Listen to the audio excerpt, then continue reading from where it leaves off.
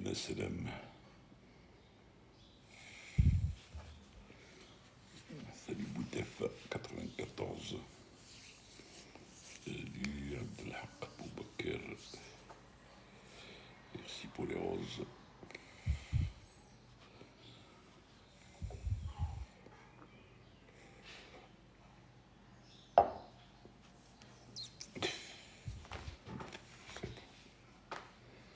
Oui, oui Adel. Oui Abdel. Oui Boutef, ça va. Comme d'hab, très bien. Oui Abdel, apparemment tu veux poser une question. Parce que je vois tu dis Katel. User. Salut User, salut Asdin. Salut Pilot Am. Salut Kilo Oscar.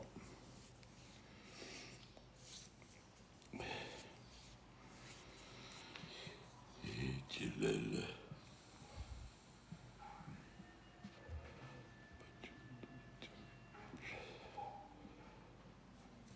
Ah bah c'est bien. Donc ça veut dire que tu bosses ce soir. Salut Tchilel, ça va. Salut Kilo Oscar.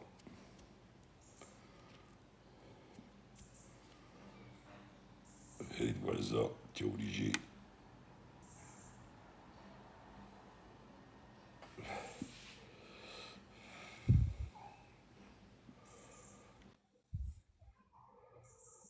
IP.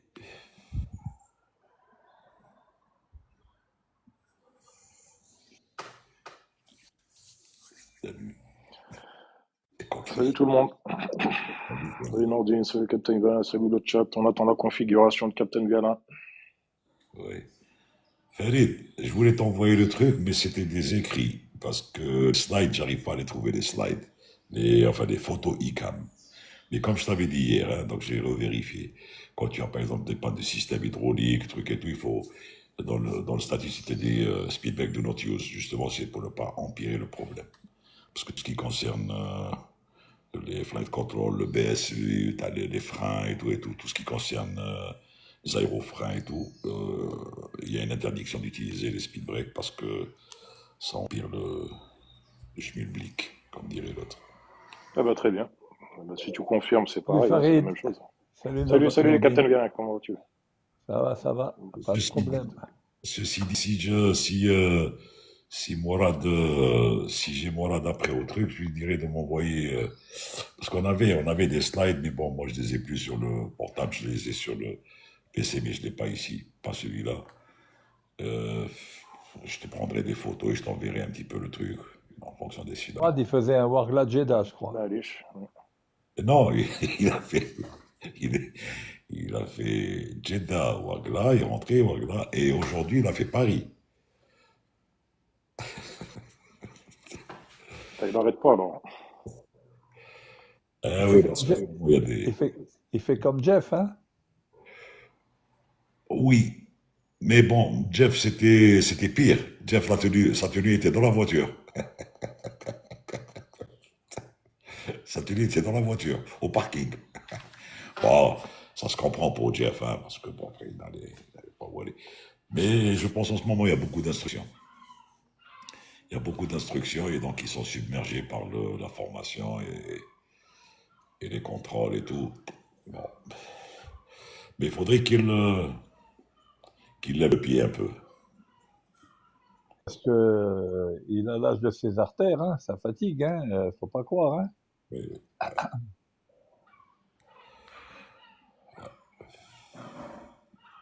Certainement en vue des prochains avions là, qui vont pas tarder à arriver peut-être. Pourtant c'est loin, hein, il me semble, hein, quand même. non, c'est. C'est-à-dire que quand on est instructeur, Nordine le sait, moi je le sais, quand on est instructeur, très souvent on est sollicité. On est sollicité parce qu'il y a de l'instruction à faire, parce que aussi, enfin moi de toute façon à mon époque, des fois on pouvait, comme on pouvait voler en place droite, des fois il y avait la possibilité, s'il y avait un copie qui était en manque ou quoi, il y avait cette possibilité. Moi personnellement, comme j'étais qualifié 37 et 27, je volais sur les deux machines à gauche et à droite, donc ça faisait beaucoup de possibilités, hein, de débloquer des vols, etc. Ouais. Qu'est-ce qui fait justement alors que certains pilotes, certains commandants optent pour être instructeurs, puisque bon, apparemment, il n'y a que des difficultés, si ce n'est le salaire, hein, maintenant, je ne sais pas. Vraiment, on fait pas ça pour le salaire. On fait vraiment pas ça. Enfin, moi personnellement, je pense que Nourdine, c'était la même chose. On fait vraiment pas ça pour le salaire parce que je vais te dire, si on devait faire ça pour le salaire, on le ferait pas. Parce que quand tu fais, et bon, maintenant ils font plus les vols locaux, mais quand on faisait les vols locaux, je te promets que en vol réel, ne serait-ce que réduire un moteur au décollage, tu préfères être chez toi, hein, voilà. Que si le gars il te fait si le gars il te fait une cagade, t'es mal en point, hein. Bon, donc ça, le simu, quand tu tapes des simus entre minuit et 4 heures du matin, t'as meilleur temps d'être chez toi et de dormir, hein. Donc des trucs comme ça, non, non, c'est parce que on a envie de faire ça. Moi, j'ai toujours considéré que c'était une chance que j'ai eue d'avoir été instructeur, parce que ça nous permettait de plus travailler notre truc et on apprend énormément. Quand on est au simulateur, par exemple, Nordine peut te le confirmer, on fait un scénario. Alors, quand on fait par exemple un LOFT, un Line Oriented Flight Training, c'est un vol qui est le plus proche possible de la réalité, avec devis de masse, centrage, machin, tout. On fait comme si les passagers arrivent, machin, tout. Bon. Et puis, on pose des problèmes qui vont demander à l'équipage de prendre des décisions, etc., etc. Alors, des fois, on a notre propre vision de la résolution du problème. On a notre propre vision. On dit, tiens, moi, si je devais vivre ça, voilà ce que je ferais, ce que je ferais. Bon. On a un équipage qui parfois ne réagit pas de la même manière, parce que là, on est dans la prise de décision. On est vraiment dans la prise de décision avec en prise avec priority setting et tout ça. Bon. Et puis, on voit l'équipage fonctionner et il fonctionne pas, il fait pas les mêmes décisions que nous on aurait fait. Alors, il faut se poser la question, est-ce que ça serait pas mieux comme ils font eux? Donc déjà, ça t'amène à l'humilité, ça t'amène à te dire, est-ce que il n'y a pas mieux que ce que je pense, etc. Ou bien, si leur solution, la solution qu'ils apportent au problème est moins bonne que la tienne, il faut le prouver dans le débriefing. Il faut le prouver, il faut leur dire, bon, on pouvait faire comme ça, mais voilà, à ce moment-là, votre marge de sécurité, elle était réduite parce que ceci, cela, le reste.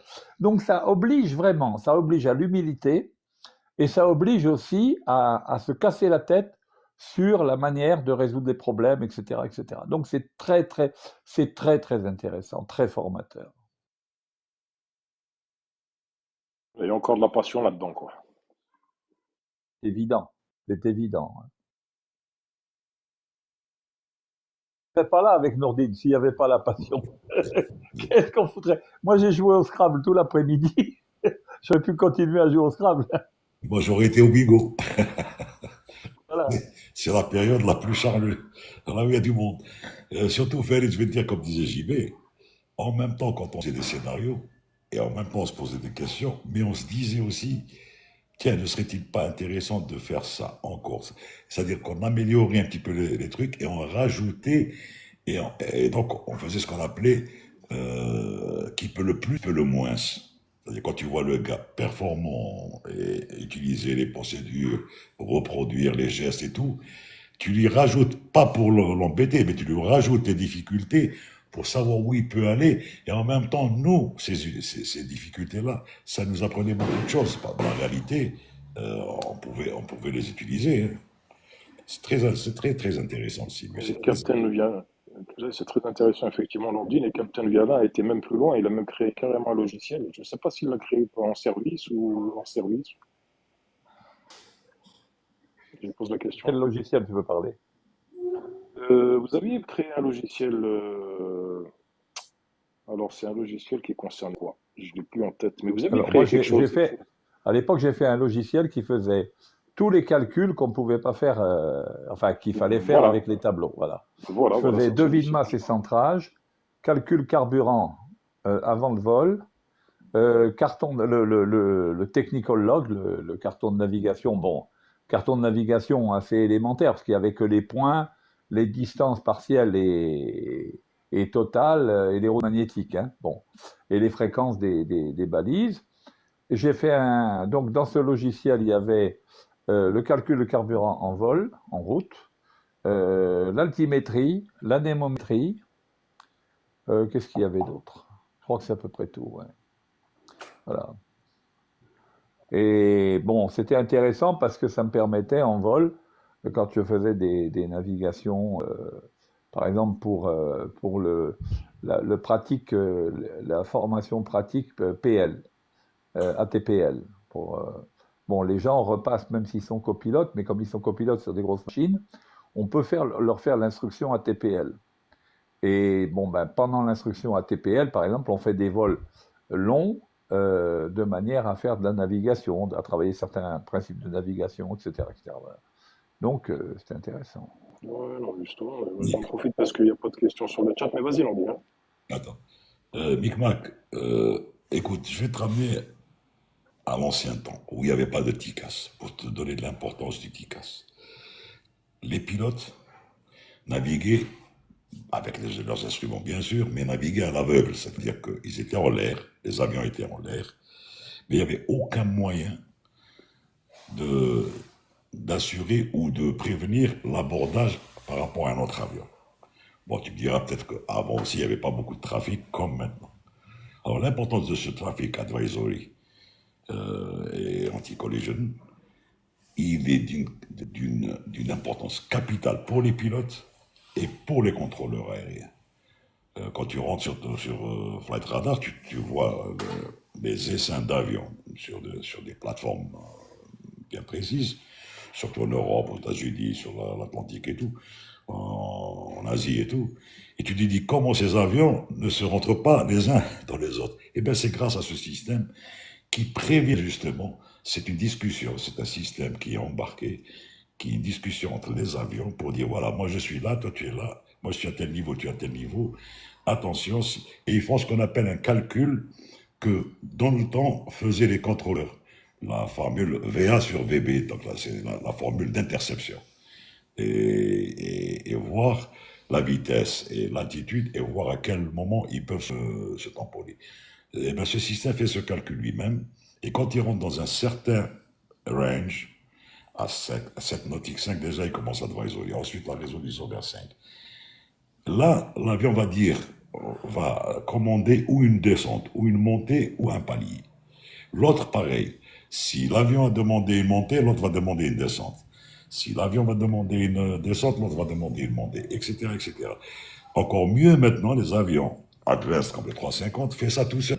Il n'y a même pas l'intervention du pilote, parce que dans les autres avions, quand il y a le TICAS, c'est débrancher l'autopilot et suivre ce qu'il y a dans le reste, c'est-à-dire rester dans le vert.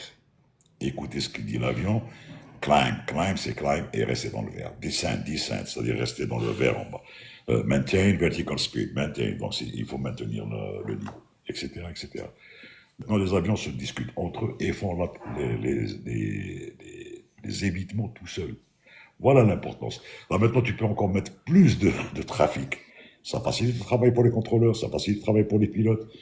Vraiment, c'est un système où on est à l'aise. Il y a un équipage, pour l'anecdote, il y a un pilote qui dormait au retour de Montréal. Je ne citerai pas la compagnie. Il dormait. Et le copilote était occupé à faire quelque chose. Et le commandant dormait. Quand il a ouvert les yeux, je ne sais pas, par une secousse, il voit une lumière en face de lui. Alors que ce n'était pas un avion, hein, c'était une étoile lointaine, c'était l'étoile du Nord.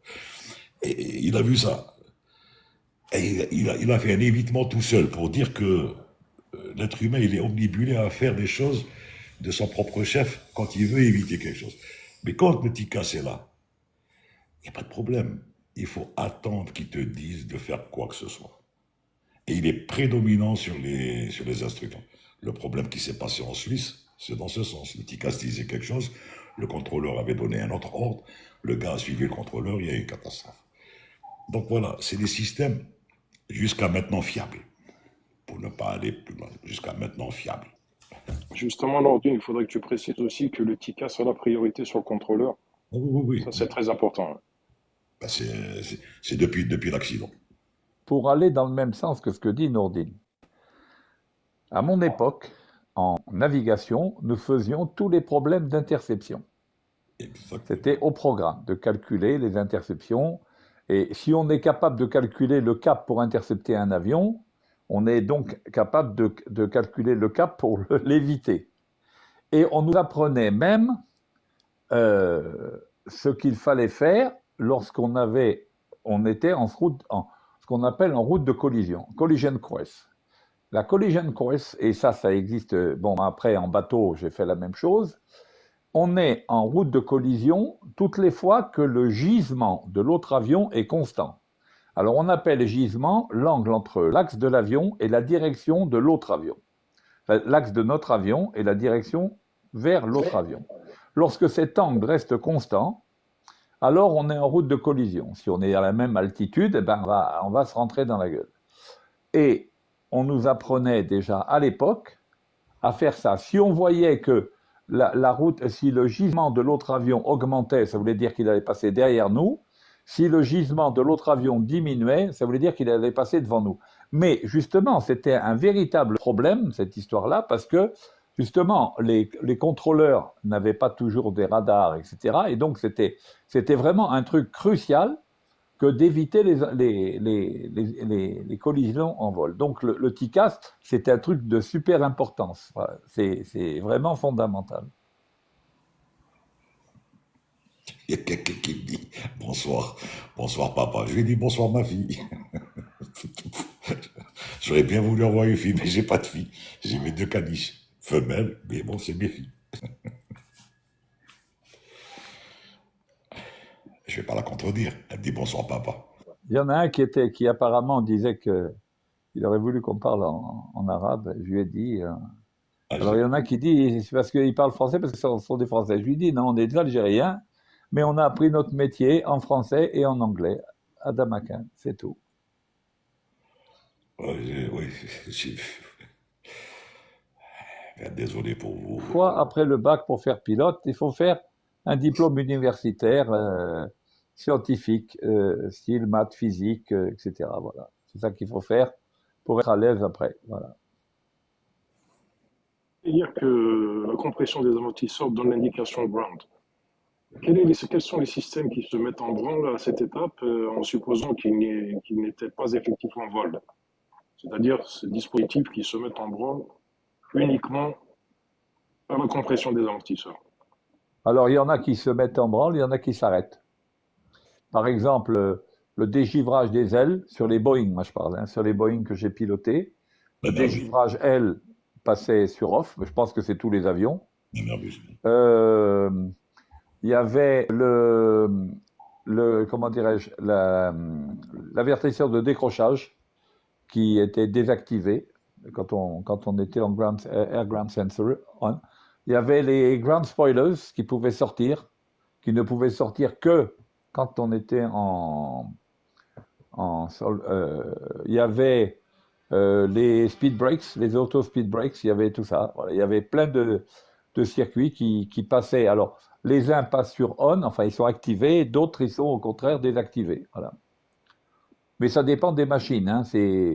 Après, c'est une question de circuit dans les avions. Mais en gros, on a toujours à peu près les mêmes trucs. Hein. Style ground spoilers, style speed brakes, style toutes ces choses-là, ça marche avec le Air Ground Sensor. Et on disait également, j'en profite parce qu'il n'y a pas de questions sur le chat. Vas-y. Ouais. Qu'est-ce qu'on disait donc on disait que le QNH, la question est suivante. Donc, pourquoi la tour nous indique le QNH alors qu'il suffit de tourner un bouton sur l'altimètre en indiquant l'altitude topographique du terrain, que l'on connaît au préalable, bien évidemment. N'est-ce pas compliqué la vie des contrôleurs? Non, il faut qu'il y ait une pression de référence, ne serait-ce que pour vérifier que nos altimètres sont corrects. Parce que si j'affiche le QNH, et que je lis une indication qui est différente de l'altitude topographique du terrain. Il est en train de parler micro. Alors, automatiquement, ça veut dire que mon altimètre est faux. Donc, à ce moment-là, je sais où j'en suis. Et en plus de ça, le fait que ce soit la tour qui donne le QNH fait que tous les avions en dessous de l'altitude de transition, qui est l'altitude à laquelle, quand on descend, quand on passe le niveau de transition, on a 1013 aux altimètres, on passe au QNH quand on descend, et quand on monte, quand on passe l'altitude de transition, on est au QNH quand on arrive à l'altitude de transition, et on passe au 1013 au-dessus. Très bien. Eh bien, à partir du moment où tous les avions qui sont au QNH, ils sont au QNH à la même valeur. Que si chacun trouvait, et puis il faudrait bien que les avions qui ne sont pas encore posés sur le terrain, ils ne savent pas quel est le QNH, ils ne peuvent pas le trouver comme ça. Le seul moyen de trouver le QNH, pour autant que l'altimètre soit juste, c'est d'être au sol et de faire comme on a dit. Mais ce n'est pas ça la procédure normale. La procédure normale, c'est la tour qui la donne. Je disais justement au sol, hein, mais de toute façon, ce que je comprends, c'est quand même intéressant quand même d'avoir le retour de la tour de contrôle, du contrôleur, de façon à confirmer l'exactitude de son altimètre aussi, absolument. دايما دايما دايما مايلز. والله ان شاء الله تكونوا بخير وعلى خير. السلام عليكم. سلام. حبيت برك نسقسيكم انا هذا ما كان ان شاء الله ترجعوا لي بالعربيه برك، بس ما نفهمش فرنسا اذا حبيتوا صح. عندك اشاك فوا نطلع هكذا نلقاكم دايرين لايف وراكم تصاور تاع طياره، دونك حبيت نعرف علاش برك دونك المحتوى تاع اللايف ديالكم هذا واش يقول. دونك راكم في العود تاع والدينا كيما رانا نشوفوا صافي ان كرون بليزير، وشنو حبيت نعرف محبة خاطر برك هذا ما كان. الو غادي نوجد بالعربيه. الله يسلمك بارك الله فيك. المحتوى يسموه نتكلم طيران. انا قائد طائره سابق الخطوط الجويه الجزائريه، وجيبي مراد كيف كنا في الخطوط الجويه، رانا في التقاعد. فريد بوعزه انترناسيوني كيفاش يقول محب للطيران. رانا دايرين اللايف هذا صافي باش نتكلموا مع الناس اللي يهتموا بالطيران وباغي يتعلموا الطيران. كاين الصغار كيف يتعلموا، كاين اللي باغي يدير بيلوت، كاين اللي حاب يدير مهندس، كاين اللي حاب يدير هذه في الطيران. وهذا اللايف هذا يتكلم غير طيران، ما يتكلم ني سياسه ني ديانه ني والو. علاه نتكلموا بالعربيه بالفرنسيه؟ باسكو الدراسه تاعنا اللي درناها بالفرنسيه وبالانجليزيه، وبالطبع الطيران تقراه بالفرنسيه ولا بالانجليزيه، ما تقراهش بالعربيه. بارك الله فيك. اسمح لي كلامك عسل.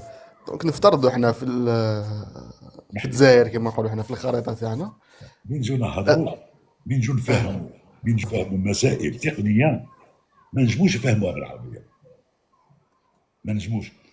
مش غادي نقول لك انايا سبيد بريك داون كيفاش فاهمك سبيد بريك امبوسيبل بالعربيه. سبيد قد تقول سرعه، بريك هي فران بالفرنسي على كل حال. كيفاش نقول داون لتحت ما غادي فيها والو. كنقول لك معليش بالنسبه للبلدان العربيه كما كنقولوا حنايا السعوديه وقطر، مع العلم انه على بالي بلي كاين عباد دونك يهضروا بارونغلي مي تقدر تقول بلي كاين تشرح اللغه العربيه شويه؟ لا الشرح، شوف الشرح ديره في باش تفوت الرساله. شرح باش تفوت الرساله، شرح مين يتعلق بالقضيه التقنيه ما تجيبش تترجمها، باسكو ما تجيش تترجم مسائل الطياره بالعربيه وتهضر وديرها، باسكو اللي صنعها انجليزي وفرنسي، واللي صنعها خدمها صنعها بالانجليزيه ويتعامل بها بالانجليزيه وداير كل الوسائل باش تتعامل معها بالانجليزيه ولا بالفرنسيه. طيب مين تطلع تشوف هذيك الورقه اللي مترجمين لكم كيفاش تهرب من الطياره بين يكون كاين مشكل، هذيك يجيب يكتبها لك بالعربيه باسكو فيها توجيه الصيانه ولا توجيه الطوارئ ولا حاجه اللي تجي تتكلم فيها بالعربيه. كل شيء تقني ما تجيش تتكلم بالعربيه.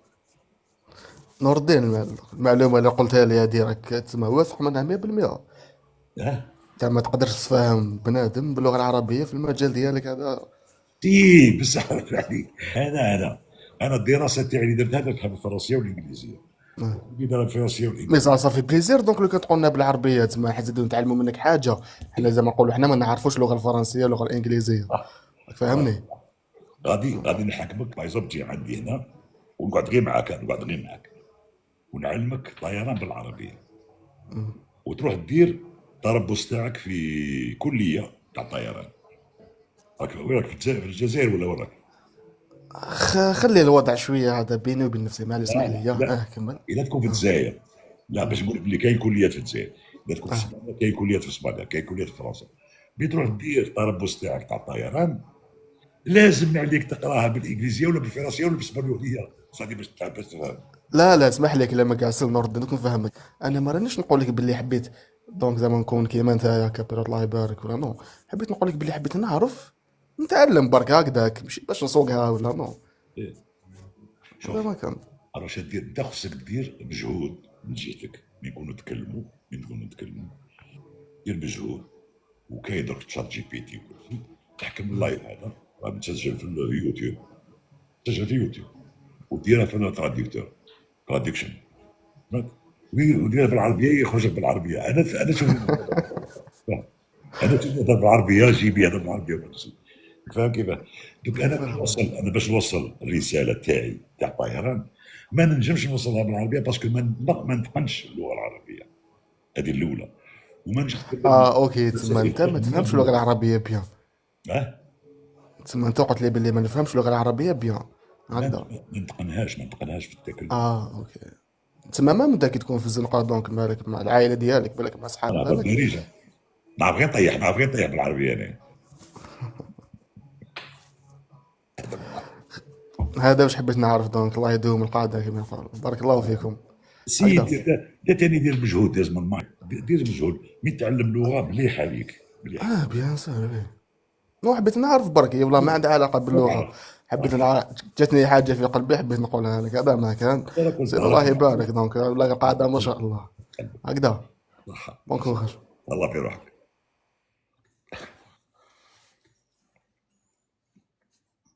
Quelqu'un qui nous dit pourquoi vous ne parlez pas des hélicoptères. Ben, tout simplement parce qu'on ne connaît pas les hélicoptères. On n'a jamais piloté d'hélicoptère. Et donc, c'est un autre pilotage. Voilà. Non, il est gentil. Tu sais, il n'est pas le seul. C'est judicieux. Non, mais ça se défend. Et Mais il faut que les gens comprennent que nous, on n'a pas appris notre métier, on ne pourrait pas en parler. On n'a pas les mots en arabe pour en parler, c'est tout. Hein, ce que je disais, c'est pas qu'on fasse un rejet de l'arabe, rien du tout. Hein, c'est pas. انا جمر شوف، انا كنت جيت نهضر بالقبيليه كنت قلتها لهم بالقبيليه، كنت درت لايف ثاني بالقبيليه، مي ما نهضرش باسكو جو سي كي كوميونيتي كي بارل et qui aimerait bien comprendre, ben là, qu'elle comprend pas le français ou l'anglais. Quand j'ai dans n'importe quelle langue, dans le chinois, mais ça, bon, qu'est-ce que tu veux, c'est quelque chose de... Il faut concevoir que même dans les pays où l'arabe est vraiment l'arabe, ça veut dire yani kima saoudia kima gahadouk, eh ben les études de pilote elles font en anglais. Donc yani c'est pas une question de pas accepter telle ou telle langue, c'est une question de que la technologie elle s'exprime dans cette langue-là. On va pas inventer des mots dans une langue qui n'a pas ces mots, c'est tout. Je les renvoie sur le live auquel j'avais participé à un moment donné, ملتقى الطيران العرب, forum aviation arabian pilot arabe. Et ben, moi je pensais que je vais bugger un truc en arabe. Je parlais quelques mots en arabe, mais le reste c'était en anglais. Hein. Donc eux-mêmes. Mais par exemple, je vais donner un exemple. Vous allez chez Airbus en France. Tout le monde parle anglais. La langue chez Airbus en France, c'est l'anglais, c'est tout. Même les Français entre eux, moi j'ai vu des Français entre eux chez Airbus qui parlaient en anglais. Voilà. Donc c'est parce que la langue internationale et la langue de l'aviation, c'est l'anglais. Tout au moins pour notre phase à nous, pour ce qui concerne les pilotes, les techniciens, etc., c'est en anglais. Voilà. Nordine, tu as raté une question, me semble-t-il. Excusez-moi, Capitaine Violin. Un peu plus haut, pourquoi les FKT ne sont pas inclus dans la DOW? C'est une question de Zof 91. Alors, les FKT, ça ne dit rien, mais je pense que ça doit faire quelque chose. Les DO, ça a relation avec la low cheat, comment on appelle ça? Le Oui, weight. FKT, c'est le technical, c'est le kit. Oui, alors, oui, sur le dry operating weight, le dry operating weight, c'est autre chose. Le DOW, c'est l'avion de base, masse de base, plus l'équipage, etc. Dry operating weight. Alors, ça dépend des lignes, ça dépend des vols. Si on a un vol sur lequel on doit emporter un kit spécial, à ce moment-là, la compagnie va spécifier que sur ces lignes-là, le DOW, le Dry Operating Weight, il inclut tel ou tel kit. Voilà, c'est tout. En général, enfin, l'expérience que l'on en a, nous, on avait un Dry Operating Weight qui était toujours le même pour un avion donné, enfin, en fonction des pesées, bien évidemment, puisque l'avion est pesé régulièrement pour mettre à jour son dry operating weight. Et quand on avait une correction à ça, on avait une correction qu'on faisait sur la masse de base, sur le dry operating weight, et on avait la correction derrière. Voilà. Mais il y a des compagnies qui utilisent un dry operating weight pour chaque ligne. Voilà. Mais nous, c'était pas comme ça.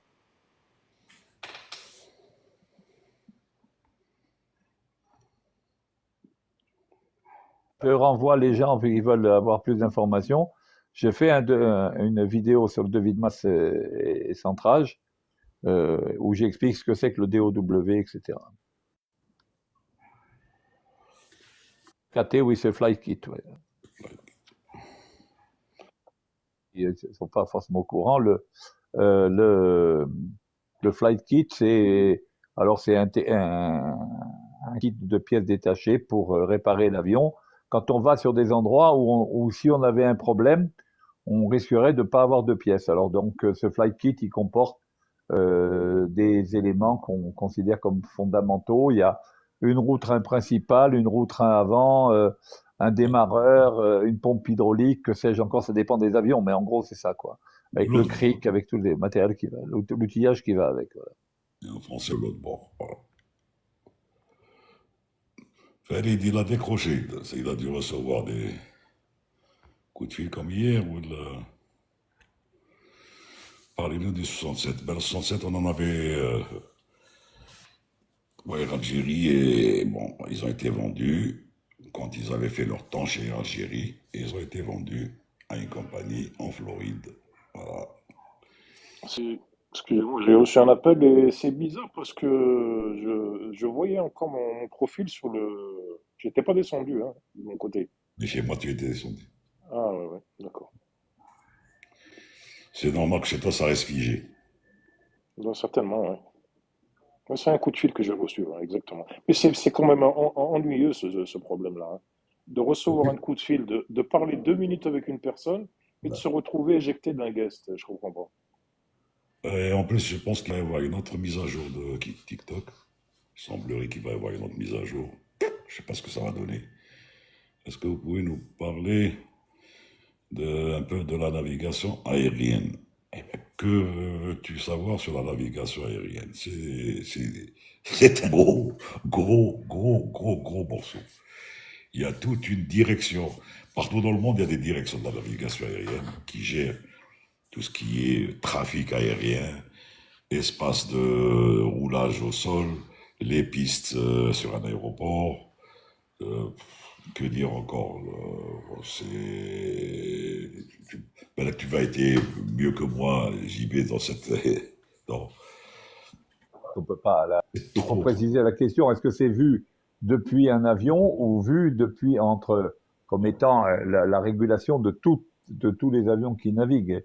Il faut préciser. Par contre, je pourrais répondre à Mohamed Oudia qui parle. Pouvez-vous nous m'éclairer sur le vol au-dessus de la couche nuageuse en condition IMC? Eh ben, en condition IMC, c'est clair. Hein, il faut voler aux instruments, c'est tout. Hein, et on ne peut pas percer, on ne peut pas redescendre sous la couche autrement qu'en IFR, hein, en vol aux instruments. Voilà, c'est tout. Hein. Mais de toute façon, quand on est en vol au-dessus de la couche, même si on est en condition VMC, donc de toute façon, comme on ne voit pas le sol, on ne peut pas faire de VFR. Donc on est forcément au-dessus de la couche, on est forcément en IFR, Instrument Flight Rule, voilà. Et la navigation, à ce moment-là, c'est navigation au niveau des points, etc. C'est les waypoints qui sont soit avec un GPS, le couple GPS-IRS, et radionav, ou bien simplement radionavigation, ça dépend comment l'avion est équipé. Voilà. USF, JB, on a parlé longtemps la dernière fois, et je pense même qu'il y a une... Est-ce que tu avais fait une vidéo aussi sur le cap, le nord-vrai, le nord-compas, magnétique? Alors, bon, le QDH, ça n'existe pas, c'est QDR, QDM. QDR et QDM. Alors, le QDR, c'est le relèvement pris par la station, relèvement magnétique pris par la station, c'est-à-dire par rapport au nord magnétique de la station.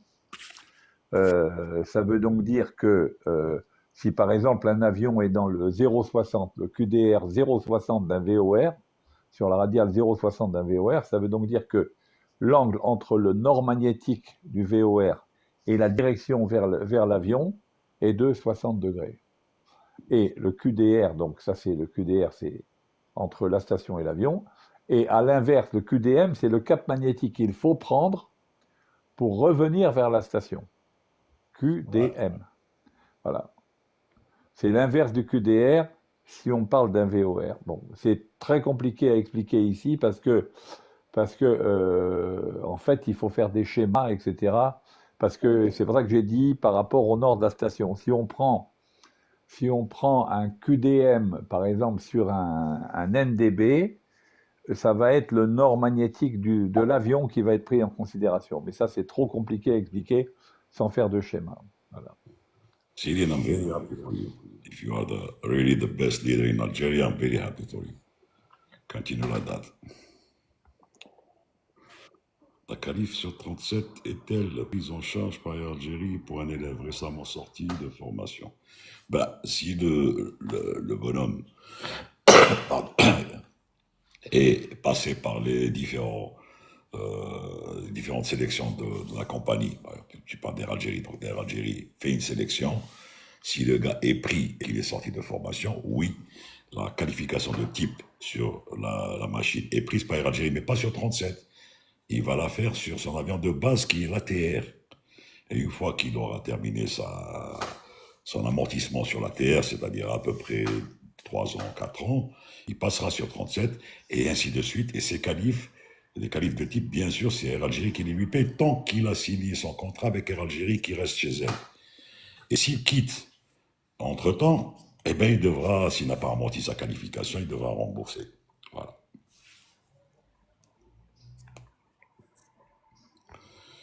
Bon, Félix, tu as compris de fumer. Mais moi aussi, je m'entends dans les mais tu disais hier lundi que à l'est, le vent était souvent de face, à l'ouest, il est arrière. Est-ce que cette configuration est immuable? Non, pas souvent. Mais c'est-à-dire, vu les études faites sur 15-20 ans, ça reste comme ça. Et ça dépend du quart nord ou quart sud. Par exemple, moi je te dis que pendant les 40 années où j'ai navigué d'ouest en est, on a toujours eu des vents de face. Au retour, c'est des vents arrière. Bon, quand tu vas au sud, au-delà de l'équateur, des fois ça change. Mais ça encore une fois, je ne peux pas m'avancer sur ça parce que pour moi, la météo n'est pas réellement une science exacte. Donc, je préfère ne pas m'avancer pour ça. Mais disons que le gars qui avait posé la question, pourquoi on met plus de temps quand on va vers l'est qu'à l'ouest, c'était la réponse que j'avais parce que je l'ai toujours subi, moi aussi. Donc voilà. De la circulation générale des masses d'air. Alors, il y a une circulation générale. Ça ne veut pas dire, comme le dit Nourdine, ça ne veut pas dire que c'est tout le temps comme ça, que c'est immuable. Mais selon les latitudes, on a en général des vents d'ouest ou en général des vents d'est. Par exemple, dans la zone de convergence intertropicale, donc entre les deux tropiques, Cancer et Capricorne, Alors, entre le tropique du Cancer et l'équateur, on a des vents du nord-est, les alizés. Je parle par exemple au niveau du sol, hein, on a les alizés. Ok, très bien. Donc les vents du nord-est. Et en passant l'équateur, entre le tropique du Capricorne et l'équateur, on a des vents du sud-est, par exemple. Et c'est d'ailleurs pourquoi on appelle les alizés en anglais, on appelle les trade winds, les vents du commerce, les vents de l'échange. Parce que c'est grâce aux alizés qu'on a pu se rendre en Amérique, qu'on a pu découvrir l'Amérique. Parce que les bateaux qui ont fait cette route, c'était des bateaux qui marchaient bien qu'au vent arrière, quand ils étaient ce qu'on appelle au portant, avec du vent qui venait plus ou moins de l'arrière. Et les alizés dans l'hémisphère nord, entre le tropique du Cancer et le tropique du Capricorne, eh ben, ils étaient, entre le tropique du Cancer et l'équateur, ils étaient favorables à ça. Voilà, c'est tout. Et d'ailleurs, si vous regardez, par exemple, l'autre jour, ils ont passé à la télé le Vendée Globe. Ben, quand vous regardez, par exemple, le trajet que font les bateaux pour faire le tour du monde, pour le Vendée Globe, ils vont partir dimanche, là. Imaginez, ils partent de France, ils traversent, ils descendent vers le Brésil, ils longent le Brésil, et ensuite ils tournent à gauche pour prendre le cap de Bonne-Espérance. Et ça tient pas la route. On se dit, tiens, pourquoi ils vont pas le long de la côte d'Afrique et prendre le cap de Bonne-Espérance puisqu'ils vont par là-bas? Eh bien, c'est tout simplement pour suivre les vents dominants. Les vents dominants sont comme ça. Donc, quand ils descendent, ils vont vers l'ouest. Quand ils descendent jusqu'à l'équateur, ils vont vers l'ouest parce qu'ils vont rencontrer des vents de nord-est quand ils vont arriver vers l'équateur. Et ensuite, ils vont avoir des vents s'ils prenaient tout de suite à gauche vers le tropique, vers le cap de Bonne-Espérance, ils auraient des vents en face.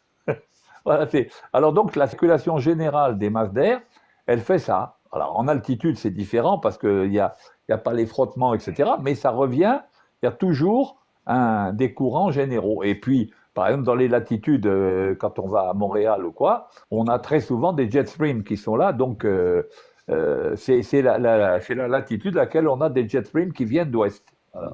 Ça m'évoque, c'est pas l'homme qui prend la mer, c'est la mer qui prend l'homme. C'est les vents qui vous tracent la route, c'est pas. C'est-à-dire qu'un bateau est beaucoup plus à l'aise quand il est ce qu'on appelle au portant. Je parle des vrais bateaux, c'est-à-dire des voiliers. Hein. Les autres, c'est pas des bateaux, c'est des trains de cons. Mais les voiliers, ils sont à l'aise, bien évidemment, que quand ils ont des vents favorables. On peut remonter le vent avec un voilier. Hein. On remonte jusqu'à 35 degrés, un angle de 35 degrés au vent pour des bateaux qui sont performants. Il y en a même qui remontent avec des angles encore plus faibles. Mais par exemple, quand on fait le Vendée Globe, donc en tournant dans le bon sens, c'est-à-dire en faisant Bonne-Espérance et ensuite Cap Horn, on met en gros 120 jours. Quand on fait le contraire, quand on passe par le cap de Bonne-Espérance, par le Cap Horn d'abord, et on tourne autour de l'Antarctique dans l'autre sens, on est contre les vents, et là on met 2 fois plus de temps. Voilà, c'est tout. Rida, attends, 2 minutes. Rida Madrid, pourquoi on ne fait pas de courses d'avion en ce monde? Si tu parles des avions commerciaux, c'est pas fait pour ça. Mais on fait des courses d'avions avec les petits avions, trucs comme style Red Bull, il y a pas mal de courses qui sont faites. Il y a des rallyes, ce qu'on appelle des rallyes de ceci, rallyes de cela, rallyes de cela. Ça se fait dans le monde entier. Bon, chez nous, si tu veux, Bekri, oui, quand il y avait les aéroclubs, moi je me rappelle, j'avais participé au rallye de Tamanrasset, et on partait d'Oran, parce que c'était la base de départ, et ensuite on descendait tout le sud comme ça, et on remontait. Et on avait même participé à cross country, c'est-à-dire on remontait vers le nord, le rallye de Poitiers. Donc il y avait un rassemblement à la Ferté-Alais, tout le monde se regroupait là-bas, etc. Et ça, je te parle des années 70. Et Chagman. Ils ont des courses avec les pylônes, là, avec les petits avions de course, là. C'est très dangereux, mais ça, ouais. Red Bull qui fait ça. Chagman. Oui, c'est pas possible de débuter directement sur 37 après la sélection, pour la simple raison. On parle d'Air Algérie, là. Si une compagnie a que des 37 et qu'elle recrute quelqu'un, c'est sûr qu'il va aller directement sur 37. Mais Air Algérie, elle a l'ATR 37, l'ATR le 37 et l'Airbus. Donc, il y a une seniorité, il y a un listing, il y a des numéros, matricules. Les gens sont classés par ancienneté, par seniorité. Comment veux-tu commencer directement sur une machine alors qu'il y a du monde avant toi qui sont en train de faire la queue leu, quoi. C'est comme ça qu'on peut appeler ça comme ça. Donc ils font leur début sur cette machine de base. Ensuite, ils passeront sur les machines supérieures, etc., etc. Jusqu'à ce qu'ils accèdent, jusqu'à ce qu'ils passent commandant. Et quand ils passent commandant, ils reviennent à la machine de base commandant. C'est une procédure de la compagnie. Tu vas peut-être dans une autre compagnie. Enfin, personnellement, à l'époque, bien qu'il y avait une machine de base qui était le convert, Oui. moi j'ai eu la chance de passer directement sur 37. C'était parce que il y avait une configuration qui était comme ça. Quand, Nous, voilà. c'était Mais c'est pas impossible techniquement de passer directement de l'école sur 37. Hein, c'est pas du tout un problème. Mais comme l'expliquait Nourdine, c'est juste une question de seniorité. Voilà. Et besoin, nous aussi, quand on est rentré en 86, quand on a terminé la formation, ben, c'était directement sur 37, alors qu'il y avait le Fokker qui était déjà en opération, mais il y avait un besoin compagnie.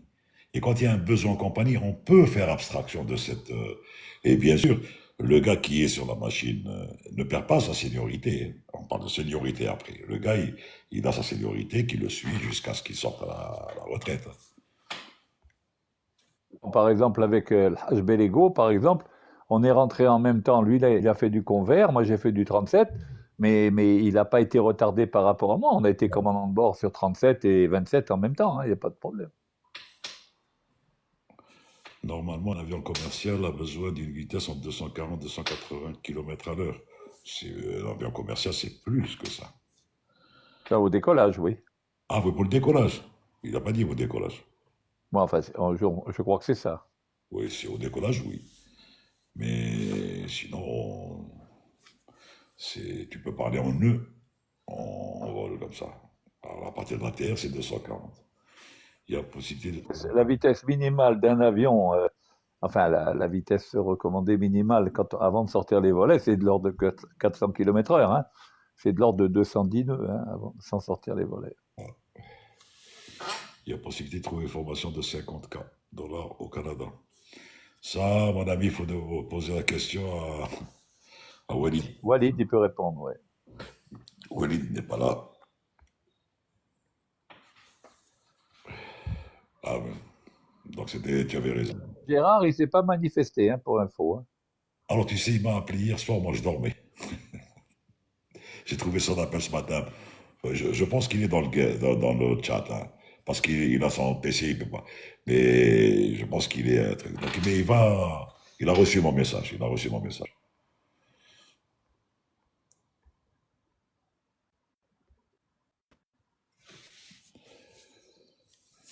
Felier Queen. Tes questions, alors.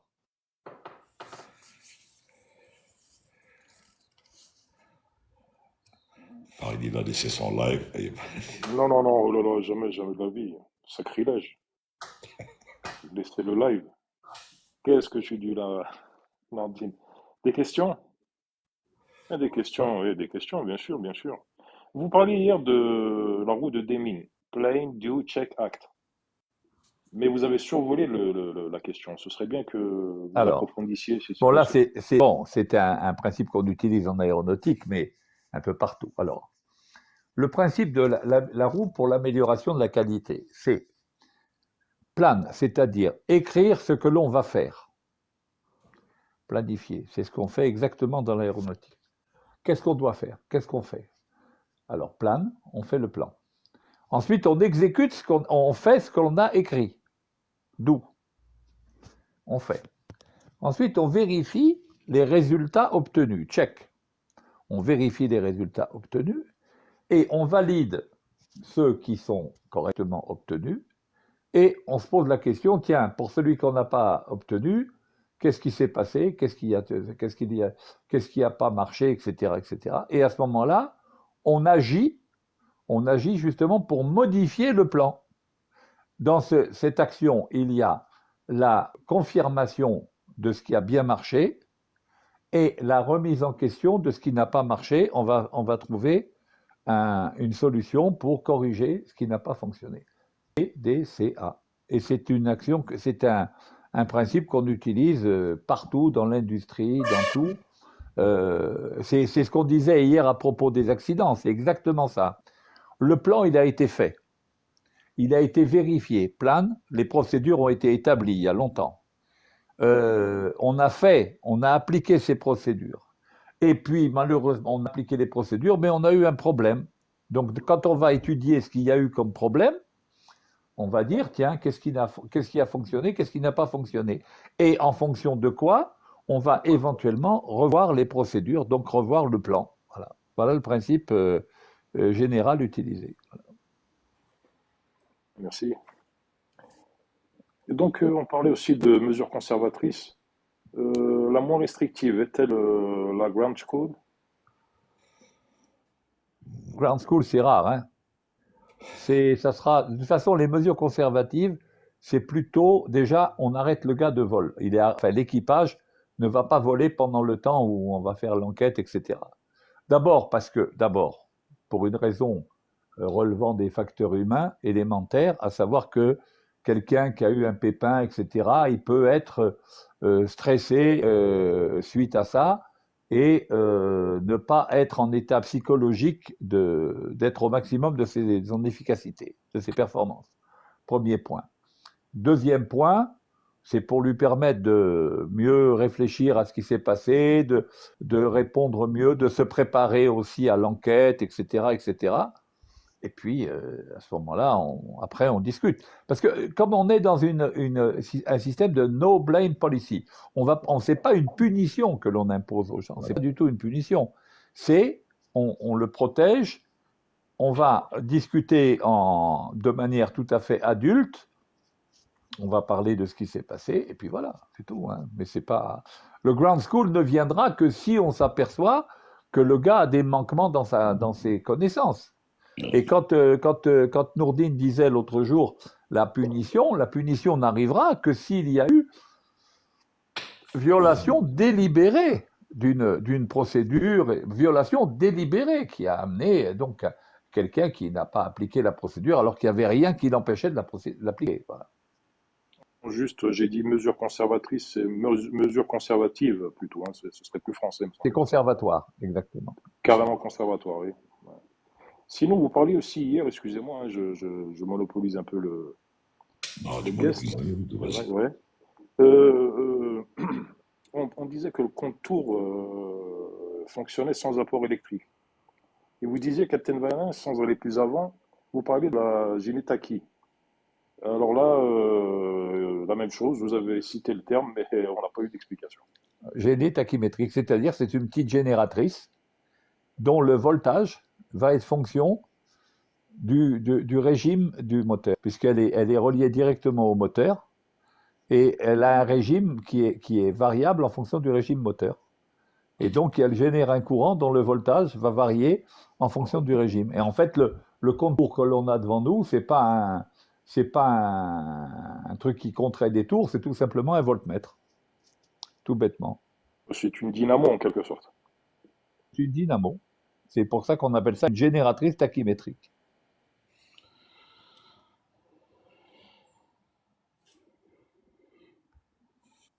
Il n'y a pas de questions apparemment sur le chat.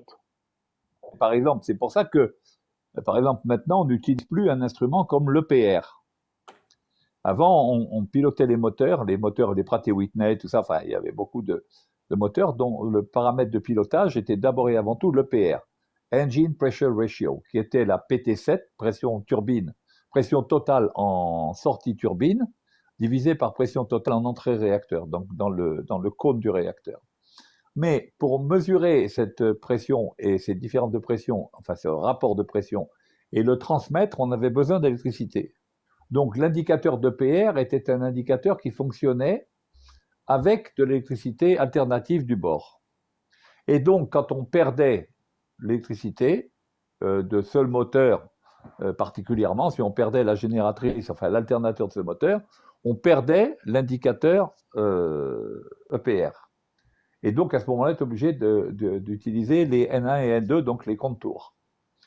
Mais, donc, on a abandonné ça, on a abandonné l'EPR, parce que son seul avantage, c'était que l'EPR était plus ou moins proportionnel à la poussée, alors que le contour n'est pas proportionnel à la poussée. Quand on passe, par exemple, de 50% à 60% de N1, on n'a pas 10% d'augmentation de la poussée, hein, d'accord. Et donc, on a abandonné l'EPR parce que justement, en cas de panne électrique, eh ben, il y a un paramètre de pilotage qu'on n'a plus. Voilà. En plus de ça, l'EPR, il y avait le problème du givrage de la sonde PT2, Les deux. la sonde qui est à l'avant du réacteur. C'est ce qui a provoqué l'accident de Ouagadougou-Alger. Voilà. PT7 sur PT2 ou PT7 sur PT2? PT2. Lunaire, quelles sont les choses qu'un pilote débutant devrait savoir? D'abord, il faudrait qu'il sache lui-même si il est fait pour ça. La première des choses. Deux, est-ce qu'il a l'envie de faire ça? Est-ce qu'il a un deuxième plan en cas où il réussit pas ce plan-là? Est-ce qu'il a fait des études pour faire cette formation? Bon, ensuite, il faudrait qu'il soit personne normale, quoi, physiquement, mentalement, truc et tout. On a toujours dit qu'un pilote d'abord, ou une pilote, une femme, hein, c'est un monsieur avant d'être pilote. Et avec tout ce qui se comporte comme caractéristique de la personne. L'humilité, le travail, le sérieux, vouloir vouloir l'excellence, travailler, bon, L'honnêteté intellectuelle. voilà, l'honnêteté intellectuelle, etc., etc. Mais Eddine, quand tu dis différence du train avant d'un avion monomoteur, atterrissage sur le ventre ou sur le nez, est-ce que train escamotable ou train fixe? Un monomoteur, qui est train fixe, train monomoteur et train escamotable. Disons que c'est un train fixe. Si la roulette est cassée, ben, il va se poser sur les deux roues et sustenter le plus longtemps possible jusqu'à la cinétique pratiquement vers zéro pour poser le nez de son avion sur et couper bien sûr le moteur parce que l'hélice tourne quand il se pose, l'hélice tourne et donc ça va faire des signes. Maintenant, un train escamotable, eh ben, il va recycler son train pour voir si peut-être il y a eu un empêchement quelque part jusqu'à ce qu'il le fasse sortir. Si dans le cas où le train ne sort pas avant, bien sûr, encore une fois, eh ben, il vaut mieux qu'il se pose sur les deux roues arrière, c'est-à-dire des trains principaux, et le plus longtemps possible rester sur ces roues-là jusqu'à cinétique pratiquement zéro et poser le nez. C'est mieux que de se poser sur le ventre, quoique les avions monomoteurs, ça dépend desquels, ils ont ce qu'on appelle des rails. En bas, c'est le plancher renforcé, dans le cas où ils se poseraient sur le ventre, sur une piste dure. Bon, maintenant, une piste en herbe, c'est un moindre truc. Voilà, bon, sans plus. Hein.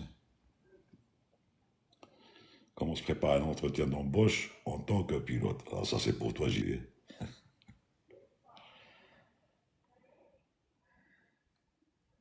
Micro. Travailler avec un coach. Personnellement, j'ai aidé plusieurs collègues à préparer ça.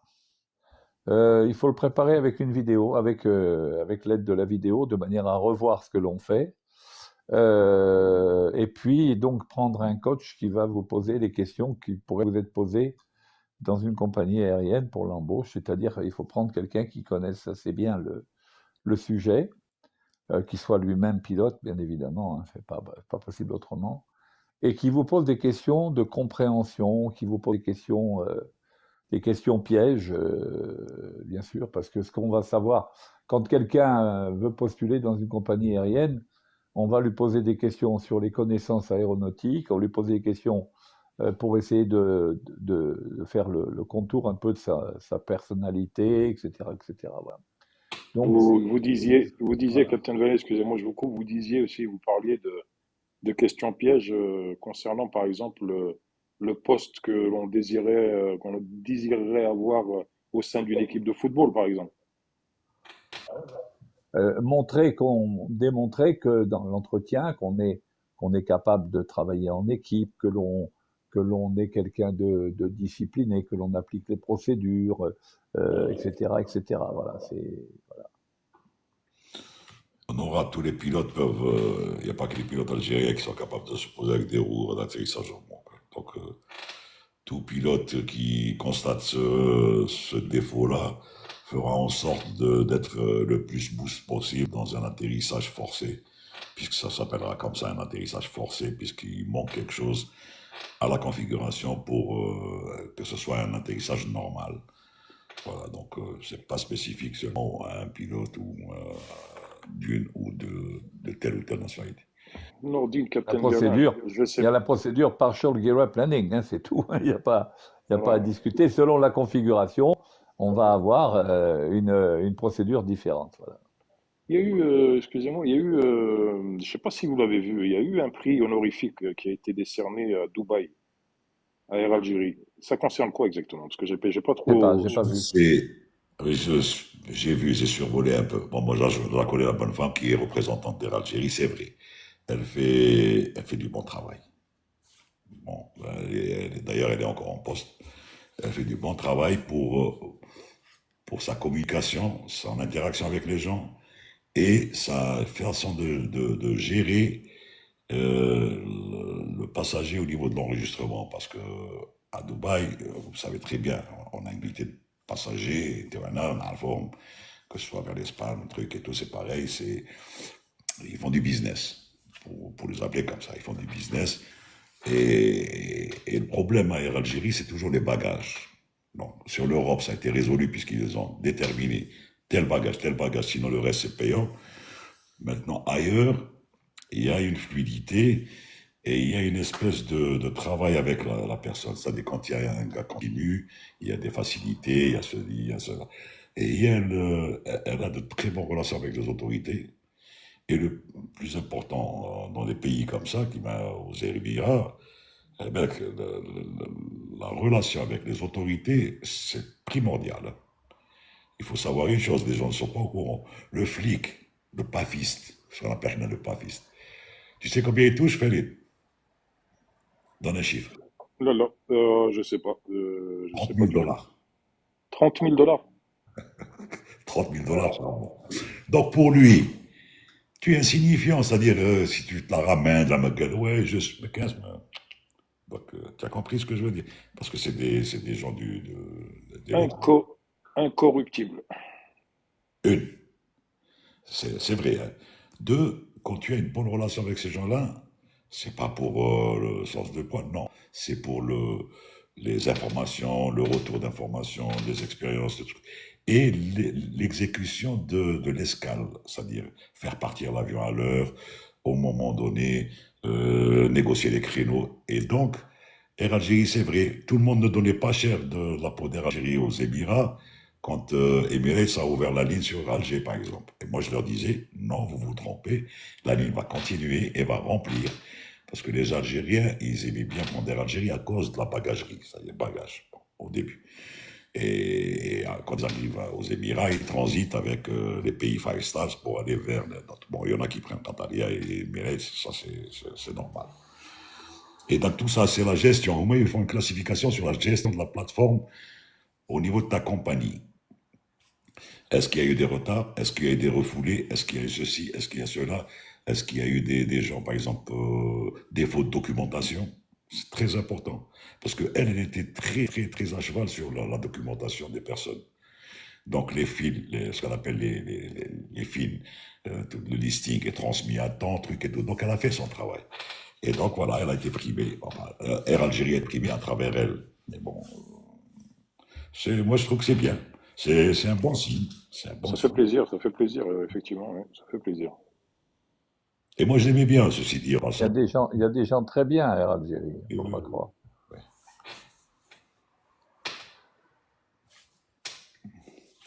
Quand il y avait personne à Doha, elle faisait même les deux. Elle faisait Dubaï et Doha. Alors, pour te dire, c'est quand même 1 heure et quelques entre les deux villes, hein. Donc, elle se déplaçait pour. D'ailleurs, rien que pour lancer un petit film, ici aussi, hein, enfin en Espagne, la chaîne d'escale, celle qui. Il n'y a pas de chaîne d'escale, elle est seule. Elle fait Alicante, Valence. Elle vient de Barcelone pour traiter les vols. Elle remonte par train. Bon, ça aussi, il faudrait qu'ils pensent à envoyer, je sais pas, du monde, ou à traiter ça, parce que ben, c'est pas dans leur priorité, ben, dans un futur proche. Anti-compliance, des formations assidues durant toute l'année. Oui, anti-compliance, yes, of course. On part avec une valise vide, on revient, carte pleine. Et oui, mais qu'est-ce que tu veux? Tu sais, tu peux pas les changer, les Algériens. C'est, moi, je comprends un petit peu leur situation. J'ai toujours un petit peu compris leur situation.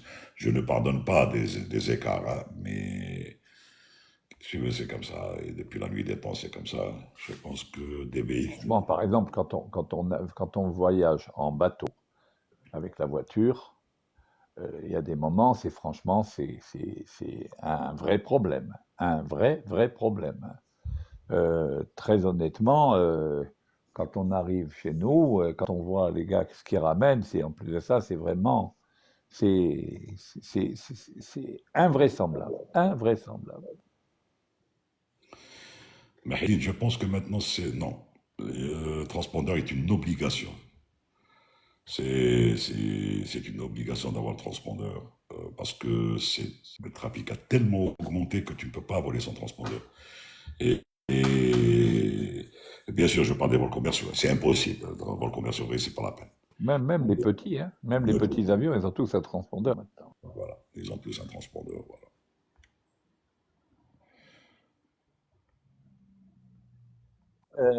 Farid, vas-y, profite. Oui, enfin, c'est une question, et puis en même temps, ça pourrait être un brûlot, mais bon, ça dépend comment ça va être considéré, un pic. Comment expliquez-vous que vous appréhendiez et soyez en difficulté en monomoteur? Si ce n'est le fait que vous soyez déconnecté de la version originelle. Et là, je sais que je suis en Du train de vous tout. piquer Non, de du par les tout, du tout. automatismes que vous subissez à l'heure actuelle. Et vous posez-vous la question de savoir si vous êtes réellement aviateur comme d'antan. Et d'ailleurs, comment vous considérez les aviateurs de mono ou bimoteur et eux-mêmes ne sont-ils pas médisants à votre endroit ou à vos endroits au pluriel? Ah, écoute, moi je vais te dire, si j'ai le choix de pas monter dans un monomoteur, eh ben je monterai pas dans un monomoteur parce qu'un monomoteur, eh ben il y a qu'un seul moteur, c'est tout. Il tombe en panne, on est mal, c'est tout. Je monte pas dans un bateau où il y a un seul mode de propulsion, d'accord? Et pareil dans un avion avec un seul moteur, quel que soit le moteur. Personnellement, si je peux éviter de le prendre, je le prends. Mais je l'éviterai. Maintenant, les gens qui vont sur ces machines-là, je tire chapeau, j'ai beaucoup de respect, il n'y a aucun problème. Mais on est quand même sur c'est des machines sur lesquelles on est beaucoup moins bien protégé que sur des grosses machines. Dans ma dernière vidéo où je parle du décollage des monomoteurs ou des bimoteurs légers, je montre bien que la panne moteur au décollage, eh ben, même pour les bimoteurs légers, elle n'est pas vraiment prise en considération comme elle est prise pour un avion de ligne. Donc, c'est quand même beaucoup plus aléatoire de voler sur un bimoteur léger que de voler sur un Boeing ou un Airbus. C'est tout. Et maintenant, moi, j'ai beaucoup de respect pour les collègues qui volent sur ces machines-là. Il n'y a aucun problème. Hein. Mais si je peux éviter de le faire, c'est mieux. Zof 91. La DOW est spécifique à chaque avion. Mais le lot de bord, le flight kit, peut ne pas être embarqué dans des avions. Peut être embarqué dans un avion comme il peut ne pas être nécessaire pour un autre avion pour un vol d'une heure ou l'heure. Surtout quand il y a des bases. Quand il y a des bases de la compagnie, quand il y a de la maintenance dans la compagnie. Donc, quand il y a par exemple sur Paris, on ne prend pas de lot de bord, par exemple. Sur Paris, il y a une base de maintenance, enfin une base, il y a une structure de maintenance où il y a un mécanicien d'Air Algérie avec du matériel d'Air Algérie. Et s'il manque quelque chose de dernière minute, ils peuvent par exemple l'emprunter ou l'échanger avec Air France ou avec Transavia ou avec quiconque. Et c'est pour ça que c'est pas inclus dans la DO, la DOW. Ça peut, parce que là, comme il expliquait tout à l'heure, l'opérative Kuwait, c'est sans rien. Rien. Tu as dit, je veux juste comprendre, mais pourtant il a expliqué tout à l'heure, JB. Captain, les pilotes ont-ils la possibilité de désactiver le transpondeur? Bien sûr, ils ont, mais ils n'ont pas intérêt. Parce qu'il le fait, d'abord sur les avions comme 330, 350, directement sur l'ICAM, il sortira TICAS, INOP. Et donc, s'il y a un TICAS INOP, c'est que ou c'est le système qui est tombé en panne, ou c'est le gars qui l'a mis sur off. Et s'il le met sur off, c'est l'alerte générale. Le contrôleur est obligé de faire du nettoyage, d'abord de ramener à l'ordre. Et il y a une fameuse phrase en disant « Squawk ident », c'est-à-dire il y a un bouton dans le transpondeur qui s'appelle « identification », ident. Il faut qu'il appuie dessus pour avoir le spot chez le contrôleur à un moment donné. Et si le spot sort et qu'il lui dit « bon, on ne reçoit pas votre spot », c'est que son transpondeur est en panne, mais il le saura par l'ICAM, donc il y a une procédure, donc ils vont lui enlever le truc, et donc il sortira de cette airway là où il y a du trafic, etc., etc., etc., etc. Il y a tout un process à suivre après. Et s'il le fait exprès, ça veut dire qu'il joue avec sa vie. Il peut même être intercepté par des chasseurs après.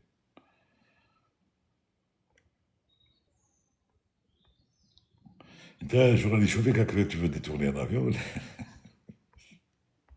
Ils ne vont pas te laisser rentrer, même si Ebola te connaît, il ne te laissera pas rentrer dans ce poste. J'ai une question, trading. Trading cash, allez, vas-y. Vas-y, trading cash.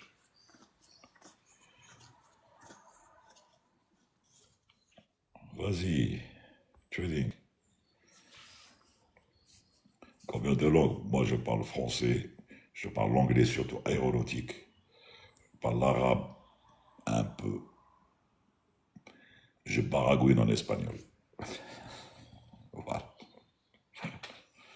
Tu parles bien en espagnol et en Ça anglais. y est, Trading Cash was hiding somewhere, and he comes back and he pops up with the question. Ok, comment un pilote fait pour suivre la courbure de la Terre? Ben, on fait rien du tout. On n'a qu'à suivre notre altimètre et on suit la courbure de la Terre le plus normalement du monde. Et la Terre, elle est bien ronde. Voilà, c'est tout.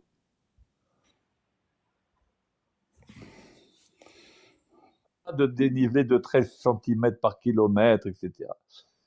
Quand on suit une altitude avec un altimètre, on suit donc une altitude, on suit une pression constante. Une pression constante, ça veut dire que l'on suit une surface isobare, une surface d'égale pression.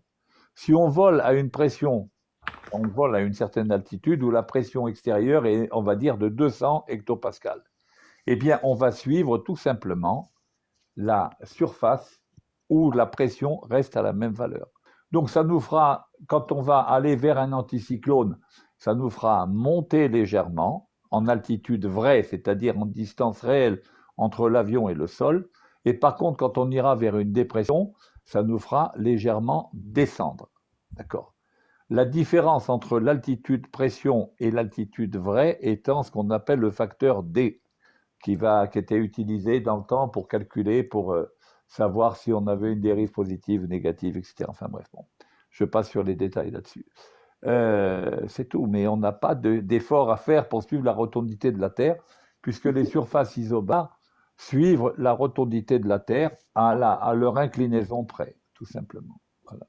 Lunaire, quelle est la première que vous avez piloté? Ben, si je commence par la première, c'est le PA-28 à l'aéroclub, ensuite le HR-100 à l'école, le Cessna 310, la Corvette SN601, le 37-200, le 27, le Fokker 27, le 37-800, le 767 et l'Airbus 330 final.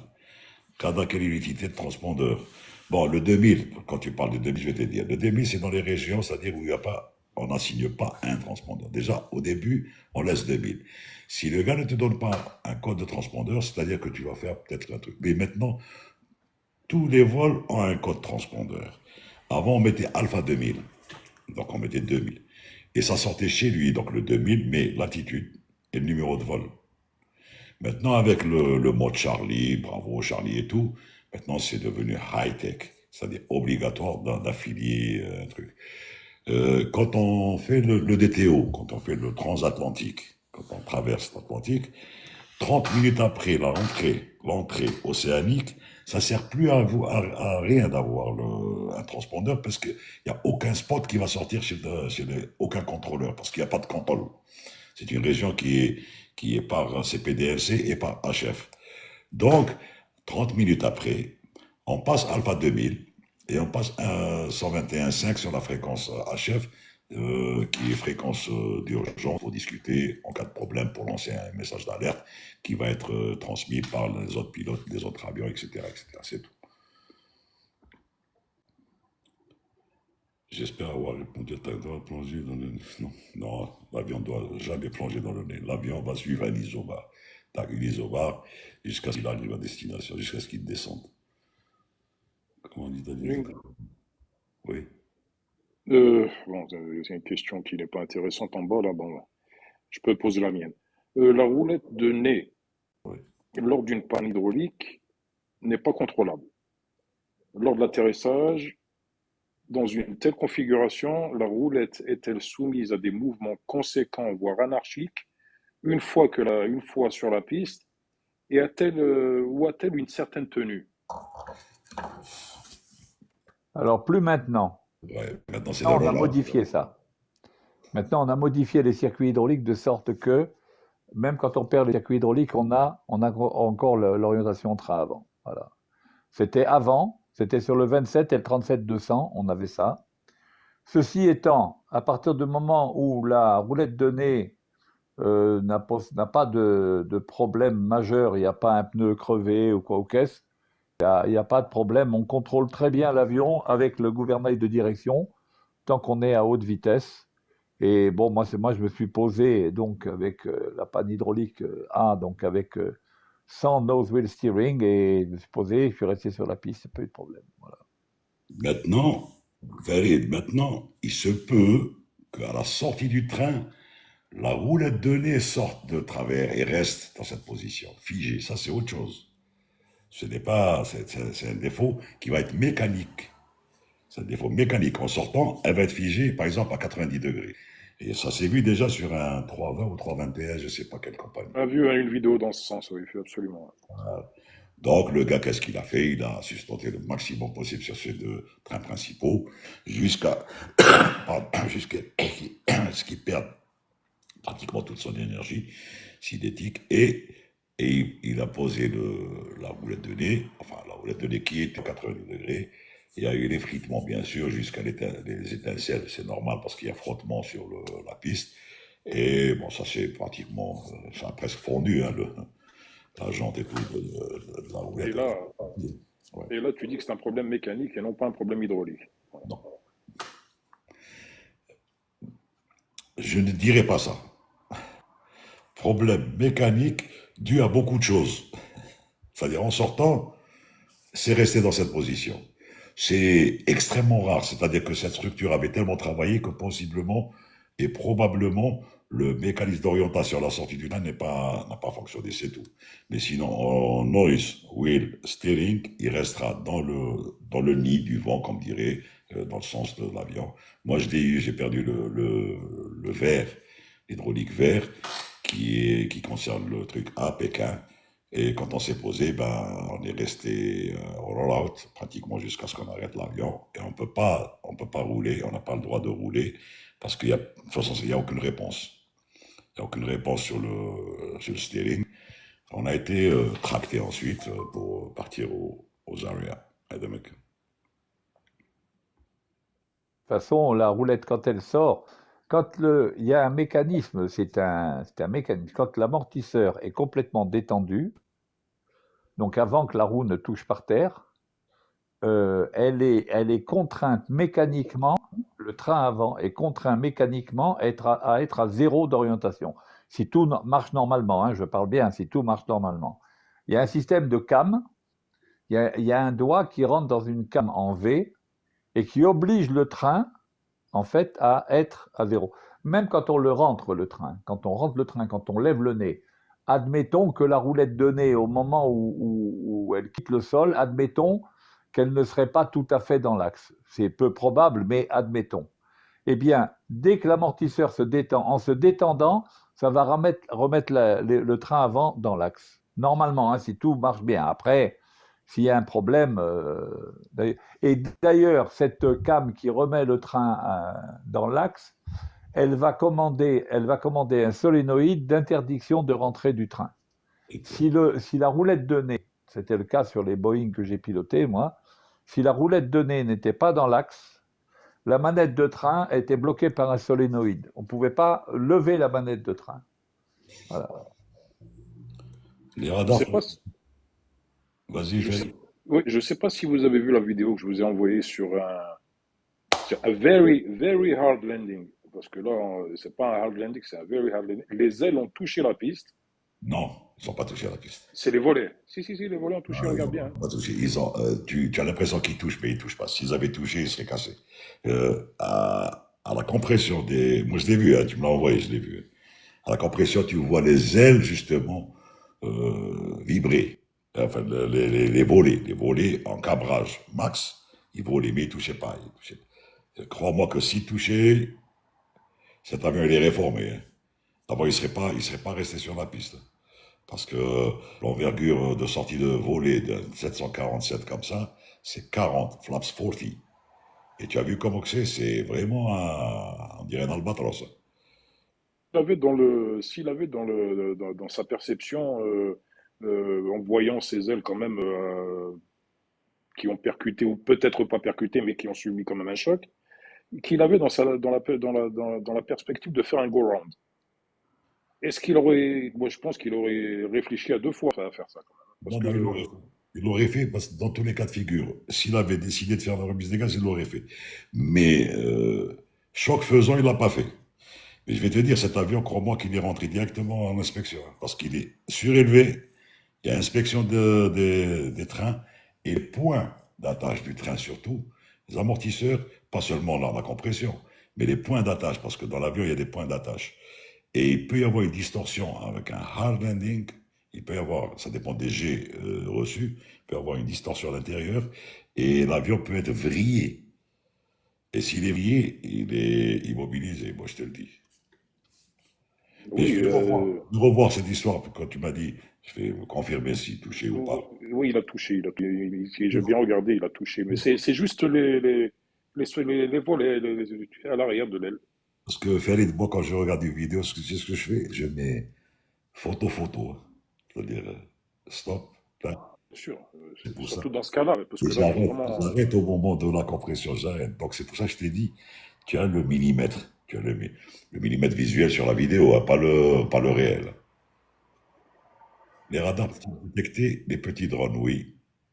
Et de plus en plus maintenant, il y a une réglementation drastique au niveau des drones. Aux aéroports, enfin aux abords des aéroports, et il y a toute une régulation qui est en préparation pour. Il y aura des permis de drone, ça dépend des drones, ça dépend de l'unité de ces drones, etc., etc. Alors, trading qui revient à la charge pour JB, à combien de kilomètres peut-on voir qu'il y a une excellente visibilité de latitude max? Plus tu montes, plus tu as une excellente visibilité, t'en fais pas. Au plus loin que tes yeux peuvent voir, tu vas voir. Et tu vas voir, à partir du niveau 430, tu vois que la courbure de trucs, alors surtout le lever de soleil ou le coucher du soleil. Et tu vas voir la belle courbure de la Terre. JB, le micro, on t'entend pas. Règle générale, compte tenu de l'atmosphère lui-même et tout, le maximum qu'on puisse voir, c'est 250 km à peu près. Hein. Voilà, vraiment, quand il y a une tempête, ce qu'on appelle une tempête de ciel bleu. Quoi, voilà. C'est pour ça que j'ai dit, aussi loin que tes yeux peuvent voir. La courbure, on la voit par exemple à partir du niveau 400 et quelques, 430 ou un truc comme ça, on la voit. Et puis, bon, c'est clair, c'est net, c'est précis. Et la courbure, on la voit tous les jours, puisque au moment de l'aube, le soleil, il est encore sous l'horizon et on le voit déjà. Voilà. Ouais. Alors, ferry, différence entre go-round. Un go-round, c'est, tu arrives pour te poser, et pour une raison X, que ce soit wind chill, demande du contrôleur pour une remise des gaz, un avion, une piste qui est traversée par un autre avion ou un camion d'SSIS ou n'importe. Ça, c'est un go-round. ou pour une raison où le commandant juge qu'il faut remettre les gaz pour raison de sécurité ou autre chose. Touch and go, c'est toucher, remettre voler, configuration, décollage, dans la foulée, et mettre la sauce, c'est-à-dire la puissance. Donc toucher et repartir. Touch and go. Et touch and go, on le faisait surtout quand on faisait les locaux, les vols locaux. Ou bien les vols d'avion quand ils sortent de maintenance, les vols d'essai. Mais plus maintenant. Quels sont maintenant les risques de perdre un avion? Ben, que ce soit maintenant ou avant, un avion peut être perdu pour différentes raisons. Pour notre ami Eliou Must, avec tout le respect que je lui dois, ils disent Nourdine et Morad, venez faire un tour sur notre live, que l'on discute courbure en profondeur. Rel Makalla, la Terre est ronde, elle est ronde, c'est pas la peine de parler de platitude, etc. Alors, c'est pas. Non, vraiment, hein, on a beaucoup de respect pour vous, mais excusez-nous, on n'est pas, on n'est pas prêt à discuter de ça parce que nous, on a la certitude, donc il n'y a pas de problème.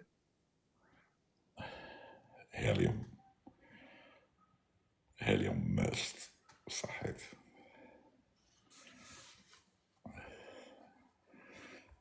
Sauf qu'il va gagner JP avec tout le respect qu'on te doit. Moi, il y a des lives Ah oui, que je regarde même, ça, je survole même pas. Je passe comme ça quand je veux voir quelque chose ou voir si quelqu'un m'envoie quelque chose. Il y a des lives je reste, mais j'écoute. Je n'interviens jamais dans les lives. oui, Sabri, il a raison, on est des rondistes, allez. Il y a des platistes, nous, on est des rondistes. Sabri, tu es où? Tu es où, Sabri? Le bruit de la vaisselle nous manque. Salut. Bonsoir tout le monde. Je suis à Médine. C'est bien. Je suis à Médine. Voilà, il fait 34 degrés dehors, mais C'est normal. ça va, c'est agréable. Qu'est-ce que tu peux aller faire dehors? C'est bien. Qu'est-ce que tu vas aller faire dehors? Je vais aller poser non, je vais aller poser la question aux gens qui sont dehors, si la Terre est ronde ou plate. On va voir ce que ça va donner. Je crois franchement, c'est le dernier de mes soucis de savoir si elle est ronde ou plate. Franchement, je ne vais même pas chercher à comprendre. Moi, ce qui m'intéresse, c'est l'humain, c'est l'être humain. La Terre, elle est comme elle est. Hein. Non, Enfin bon. Salut Sabri, bonjour Sabri. Eliou Must, s'il vous plaît. Je ne vais pas vous ennuyer du tout, mais techniquement, pour en parler, coraniquement, non, c'est pas la peine. Excusez-nous, on est là pour parler d'aviation réelle, on n'est pas là pour parler de la Terre plate. C'est pas la peine. Attends, surtout. C'est gentil, voilà. Bon, la deuxième partie, moi, je la passe, je la zappe. Mais la première partie, quand il dit techniquement, c'est-à-dire que tu as les clivages techniques, c'est impossible que tu puisses l'avoir. Parce que là, enfin, Elon Musk, heureusement que tu t'appelles pas Elon Musk, et tu es Elon Musk. Je préfère encore avoir un allez, avec tout le respect que je te dois. Sincèrement, pour moi, c'est de discuter en 2024 de là. S'il faut, dis ce que tu veux. Mais pas avec nous. Si c'est pour parler du platisme aussi, c'est pas la peine. Hein. Justement, je l'ai vu, il avait fait une demande, mais moi, si c'est pour parler de rondis, pas 10, si tu as une question spécifique, comment faire pilote, comment tourner un avion, quels sont les trucs spécifiques d'un avion, les problèmes techniques et tout, marhaba. Le reste, non, tu ne s'ennuies pas, mais non, moi je suis personnellement très respectueux, JB aussi, Farid sûrement, Sabri encore plus, mais reste dans ton truc, et c'est bien comme ça, il n'y aura ni ennui, ni rien, voilà. Je n'ai pas envie de parler pour parler. Il a dit parler pour parler, c'est une question intelligente. Attends, on va essayer la question intelligente.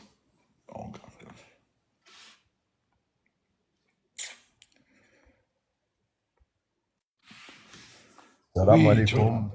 je dis cash. Ami Nordin, Salam. Ami Morad, Voilà. Khawtina Kamel, bonsoir à tous. Salut, Yatek Saha Al-Gaz Tami Nordin. de rien. Ben, c'est à propos de la forme de la Terre, c'est exactement ça. Mais j'ai des questions plutôt intelligentes, c'est-à-dire, j'aimerais bien vous poser la question, à combien on peut voir quand on est à 10, 11 kilomètres Et on t'a dit, on a répondu dans le guest. au plus loin? Parce qu'il y a quelqu'un qui a publié des vidéos sur YouTube où il prétend avoir filmé à 1900 kilomètres. 1900 kilomètres. Il peut Il prétendre ce qu'il utilise veut. Google Earth pour étayer ce qu'il avance. Donc, les observations qu'il fait, il montre sur Google Earth à quoi ça correspond. Et apparemment, c'est vrai, apparemment. J'ai moi-même suivi ce qu'il montrait par rapport à sa vidéo et Dédicace. la comparaison avec Google Earth. Dédicace. Ouais, Dédicace. Atfadal, ami. Quand tu dis apparemment c'est vrai, c'est que tu as vérifié. Est-ce que tu as vérifié, est-ce que tu as une preuve tangible, rationnelle et intelligente, comme tu dis, qui puisse étayer tes dires? Si oui, donne-la. Je dis bien rationnelle, intelligente et compréhensible.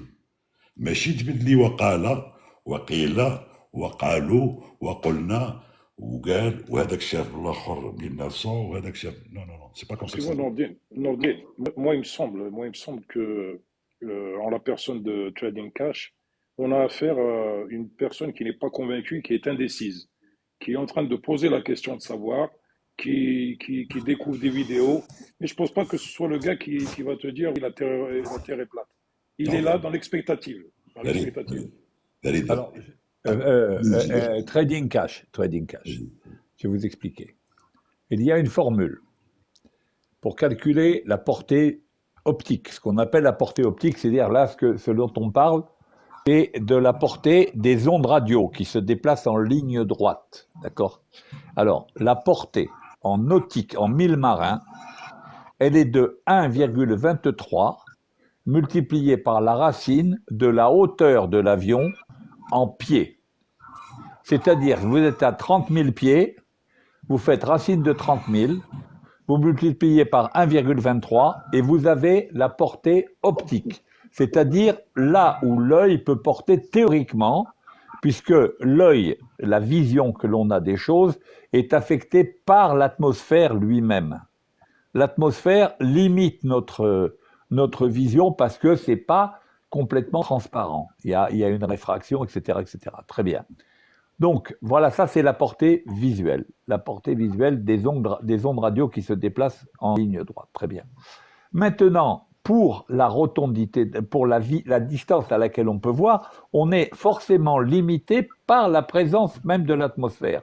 Le seul moyen absolu, c'est les photos qu'on connaît qui sont prises hors de l'atmosphère, c'est-à-dire au-delà de 100 km de la Terre. Vous voyez bien que la Terre est ronde et c'est pas des images qui sont trafiquées, c'est rien du tout. La Terre, elle est ronde et on voit bien autour de la Terre l'atmosphère qui est là et qui est de plus en plus dense plus on descend. Nous, dans les couches auxquelles on vole, l'atmosphère est encore relativement dense. Donc la portée visuelle, elle est forcément limitée. D'accord? Et c'est pour ça que, comme vous disait Nourdine, il faut monter déjà à 12 000, un peu plus de 12 000 mètres pour arriver à voir la rotondité de la Terre. Pourquoi? Parce que notre vision est gênée par l'atmosphère même. Mais quand on sort de l'atmosphère, l'évidence est là et la Terre est absolument ronde. Voilà. Mais Morad, vous qui êtes un spécialiste de l'aéronautique, vous pouvez concevoir qu'on puisse se déplacer dans le vide. Vous pouvez concevoir qu'un propulseur peut pousser quelque chose dans le vide où il n'y a pas d'atmosphère. Bien sûr. À partir du moment où il n'a pas besoin de carburant extérieur. Vous prenez une fusée. Elle contient son carburant et son comburant en même temps. Et selon la loi de Newton de l'action-réaction, vous avez un débit masse mv à l'arrière, petit m que multiplie grand V, et vous avez la fusée qui part de l'autre côté avec grand M et petit v. Une fois ça lancé, une fois qu'on est sorti de l'attraction terrestre, il n'y a plus aucune force de frottement. L'objet va continuer sur sa lancée puisqu'il n'a pas de frottement. Et il va être attiré par les différentes masses qu'il y a, par la loi de gravitation universelle qui dit M', la force d'attraction entre deux objets célestes, c'est M que multiplie M', donc M étant la masse de l'un et M' la masse de l'autre, divisé par le carré de leur distance. M' sur D2. C'est la loi universelle qui fait qu'on peut, du moment que vous sortez, de l'attraction terrestre. Mais Mourad, le souci, c'est que pour faire un changement de direction dans le vide, c'est ça le problème. Moi, je ne parle pas d'un objet lancé, je te parle d'un changement de direction. Comment on peut... Pour faire un changement de direction, voilà. Vous devez appliquer une force, principe de Newton. Vous appliquez une force, on a des petites fusées, des fusées directionnelles. Exact. Vous avez Mais c'est pas possible. Mais bien sûr que c'est L'action-réaction possible. est impossible. Comment, pourquoi parce que si on fait ça, par exemple, dans des chambres à vide, c'est impossible. J'en ai vu des dizaines d'expériences. Je pourrais même maintenant vous donner un titre, vous tapez ça, et vous allez voir que c'est impossible. Mais attendez. Ah ben si. Vous faites une chambre à vide sur Terre. Vous êtes soumis à l'attraction terrestre. Vous ne pouvez pas faire ce type d'expérience quand vous êtes sur Terre. Ben si, on peut. Je vais vous donner... mais non, puisque votre objet, par définition, il est soumis à l'attraction terrestre. Mais moi, là, une petite expérience très simple. On prend une petite seringue qu'on va mettre à l'intérieur de la petite seringue. On va mettre un carburant qui contient de l'oxygène. On va attacher la petite seringue avec un bout de ficelle à l'intérieur d'une chambre à vide. On allume le carburant à l'intérieur grâce à un laser. Cette expérience, je l'ai vue sur YouTube. Je peux vous donner le titre maintenant. Tu parles de quelque chose de faux. Attends, je continue. L'expérience dans l'atmosphère. Qu'est-ce qui va se passer? Dès lors que la fusée s'allume, donc la petite seringue, dès lors que le carburant s'allume et que la fumée commence par sortir, il y aura une réaction dans le sens contraire de la sortie des gaz. Mais à l'intérieur de la chambre à vide, qu'est-ce qui se passe? Aucun mouvement, rien du tout. Le mouvement n'est créé que lorsque les gaz tapent la paroi de la chambre à vide et qu'ils reviennent dans l'autre sens. Et maintenant, on pourrait voir cette vidéo. Dommage que j'ai pas le PC. Autrement, j'aurais allumé la cam et je vous aurais montré l'expérience. On peut te faire n'importe quelle vidéo. Vous avez des sondes qui naviguent depuis des années dans l'espace. Moi, j'y crois pas personnellement. Ah bon, d'accord. Alors là, on peut arrêter la discussion là, c'est tout. Mais c'est intelligent. C'est pas j'y crois pas comme ça. J'y crois pas parce que le mouvement est impossible. Quand on rentre dans cette histoire de je crois pas, ça devient autre chose. Tu arrêtes là, arrête. C'est exactement comme Elon Musk qui dit moi j'en ai une de preuve. Et lui, il veut aller vers un écrit. C'est-à-dire, il fait un raisonnement circulaire. Tu vas lui dire comment, il va te dire parce que c'est écrit. Mais c'est écrit où? Parce que c'est là. Qui c'est qui l'a dit? C'est là. Bon, les raisonnements circulaires, j'aime pas. Le seul truc que j'aime bien dans la circulaire, c'est tourner autour de la Terre. Salut.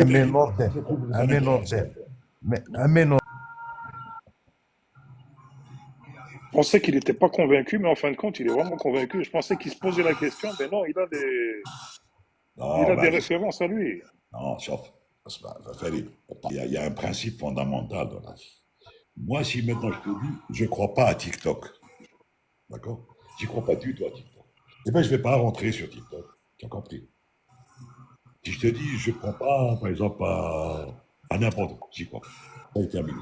On ne parle que de choses qu'on a vues, qu'on a utilisées et que les gens utilisent toujours et encore, et ils utiliseront peut-être encore mieux, j'en ferai partie sûrement dans 350 ans, la téléportation. D'accord? On est comme Jasminova, on ne croit que ce que l'on voit comme Saint Thomas. Voilà, c'est tout. Mais Trading Cash, il te dit, je reste dans le factuel. Et le factuel, il est là, il est bien présent. On envoie des satellites. On envoie des satellites régulièrement, d'ailleurs, les satellites. On est obligé, alors qu'ils sont dans le vide, et ils sont encore dans l'attraction terrestre, parce qu'ils sont en orbite autour de la Terre, donc ils ont une vitesse sur trajectoire qui est telle que la force centrifuge qui les anime, elle est exactement égale et contraire à leur poids, donc leur masse multipliée par l'accélération de la pesanteur à l'endroit où ils se trouvent. Bon. Mais comme de temps en temps, ils peuvent heurter des petits objets, etc., qui éventuellement vont ralentir leur vitesse, si leur vitesse ralentit légèrement, la force centrifuge Fc égale mv2 sur r, elle va diminuer légèrement et le satellite va avoir tendance à redescendre vers la Terre. Très bien. Donc qu'est-ce qu'on fait? On va leur redonner un petit peu de vitesse. Et qu'est-ce qu'on fait quand les gars ils sont sur l'ISS pour les faire redescendre? Ils tournent autour de la Terre, donc ils ne redescendent pas. Ils tournent parce qu'ils ont une vitesse telle que la force centrifuge à laquelle ils sont soumis est égale au poids. Bon.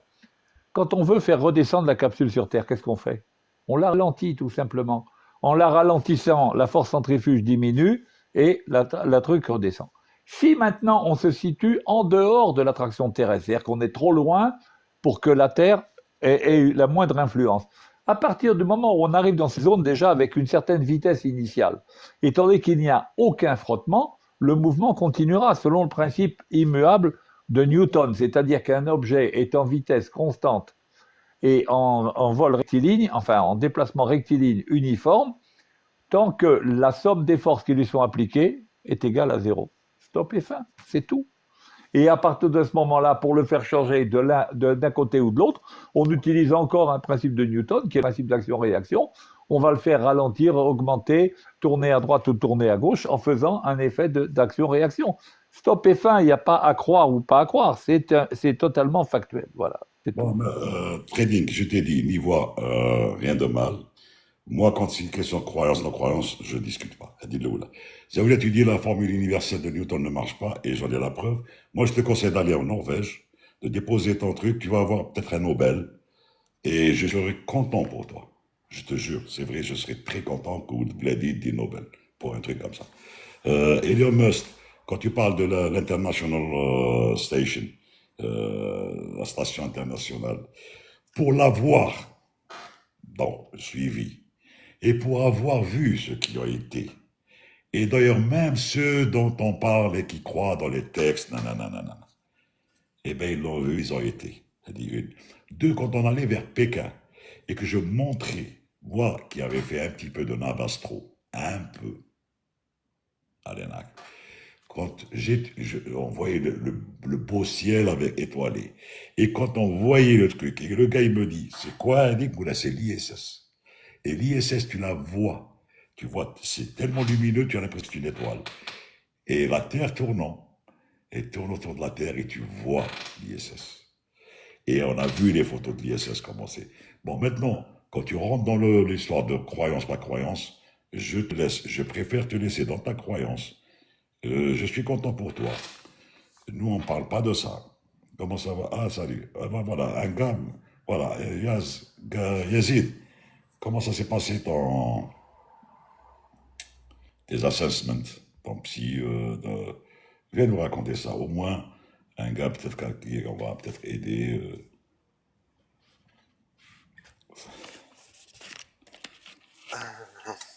Salut. Salam alaikum tout le monde. Salut. Salut Yaz. Alors, raconte-nous.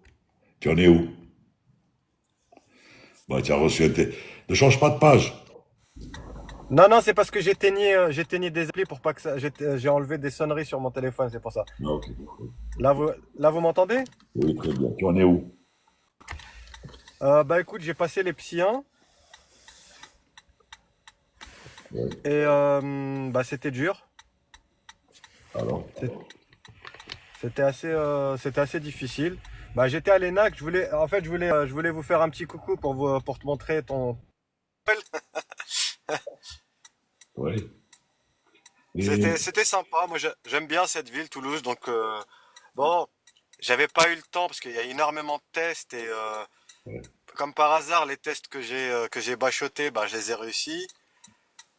D'autres, bah, non. Il y avait des nouveautés avec des tests de mémoire, de travail, où il fallait mémoriser un petit peu il y avait un nouveau test où on nous donnait, hein, par exemple, je vais vous donner un exemple. Une suite de chiffres 5, 4, 3, 2, 1 par exemple, et il fallait les remettre à l'envers en fait. Vous voyez ce que je veux dire? 1, 2, 3, 4, 5. ouais, Et tout ça dans la rapidité. Donc c'est une journée vraiment assez éprouvante parce on a commencé les tests psycho à 8h30 pour finir le soir en psychomoteur le soir, je veux dire en fin d'après-midi vers 16h, 16h30, ça c'est fini. Et voilà, ça s'enchaîne bien comme il faut. très bien. Ça s'enchaîne assez rapidement. On a des petites pauses en matinée. On a une pause le matin, puis après une pause déjeuner. Et puis l'après-midi, on enchaîne encore avec d'autres tests. Donc c'est du psychotechnique, calcul mental. C'est toujours la salle D. Et bah ma salle, c'était la D, ouais, D. C'était à l'entrée de La à grande côté de la salle. médiathèque. La grande salle. Non, c'était des salles de cours en fait. Ah, d'accord. Parce qu'il y avait une grande salle qui s'appelait la salle D, où il y avait des petites tables avec une chaise chacun, et séparées Ouais. de 1,30 m par rapport à. Ça dit, tout le monde était Je séparé. pense que c'est ça. Je pense que c'est ça. Moi, c'était au deuxième étage. Je sais pas si tu te souviens de l'école. Donc, c'est à l'entrée. Ouais, Et puis, t'as l'administration, l'accueil. Et il y a ouais. la médiathèque. C'est vraiment à côté de la bibliothèque, à l'entrée de l'ENAC. C'est ça, c'est ça. Donc, là, ils ont changé parce que c'est plus sur papier les tests, c'est sur ordinateur. Ouais, ouais, ouais, c'est normal. Donc, on est chacun sur son ordi. Et puis, il y a deux surveillants. Ils nous donnent les codes pour accéder. Puis, ça commence. Et puis, on enchaîne.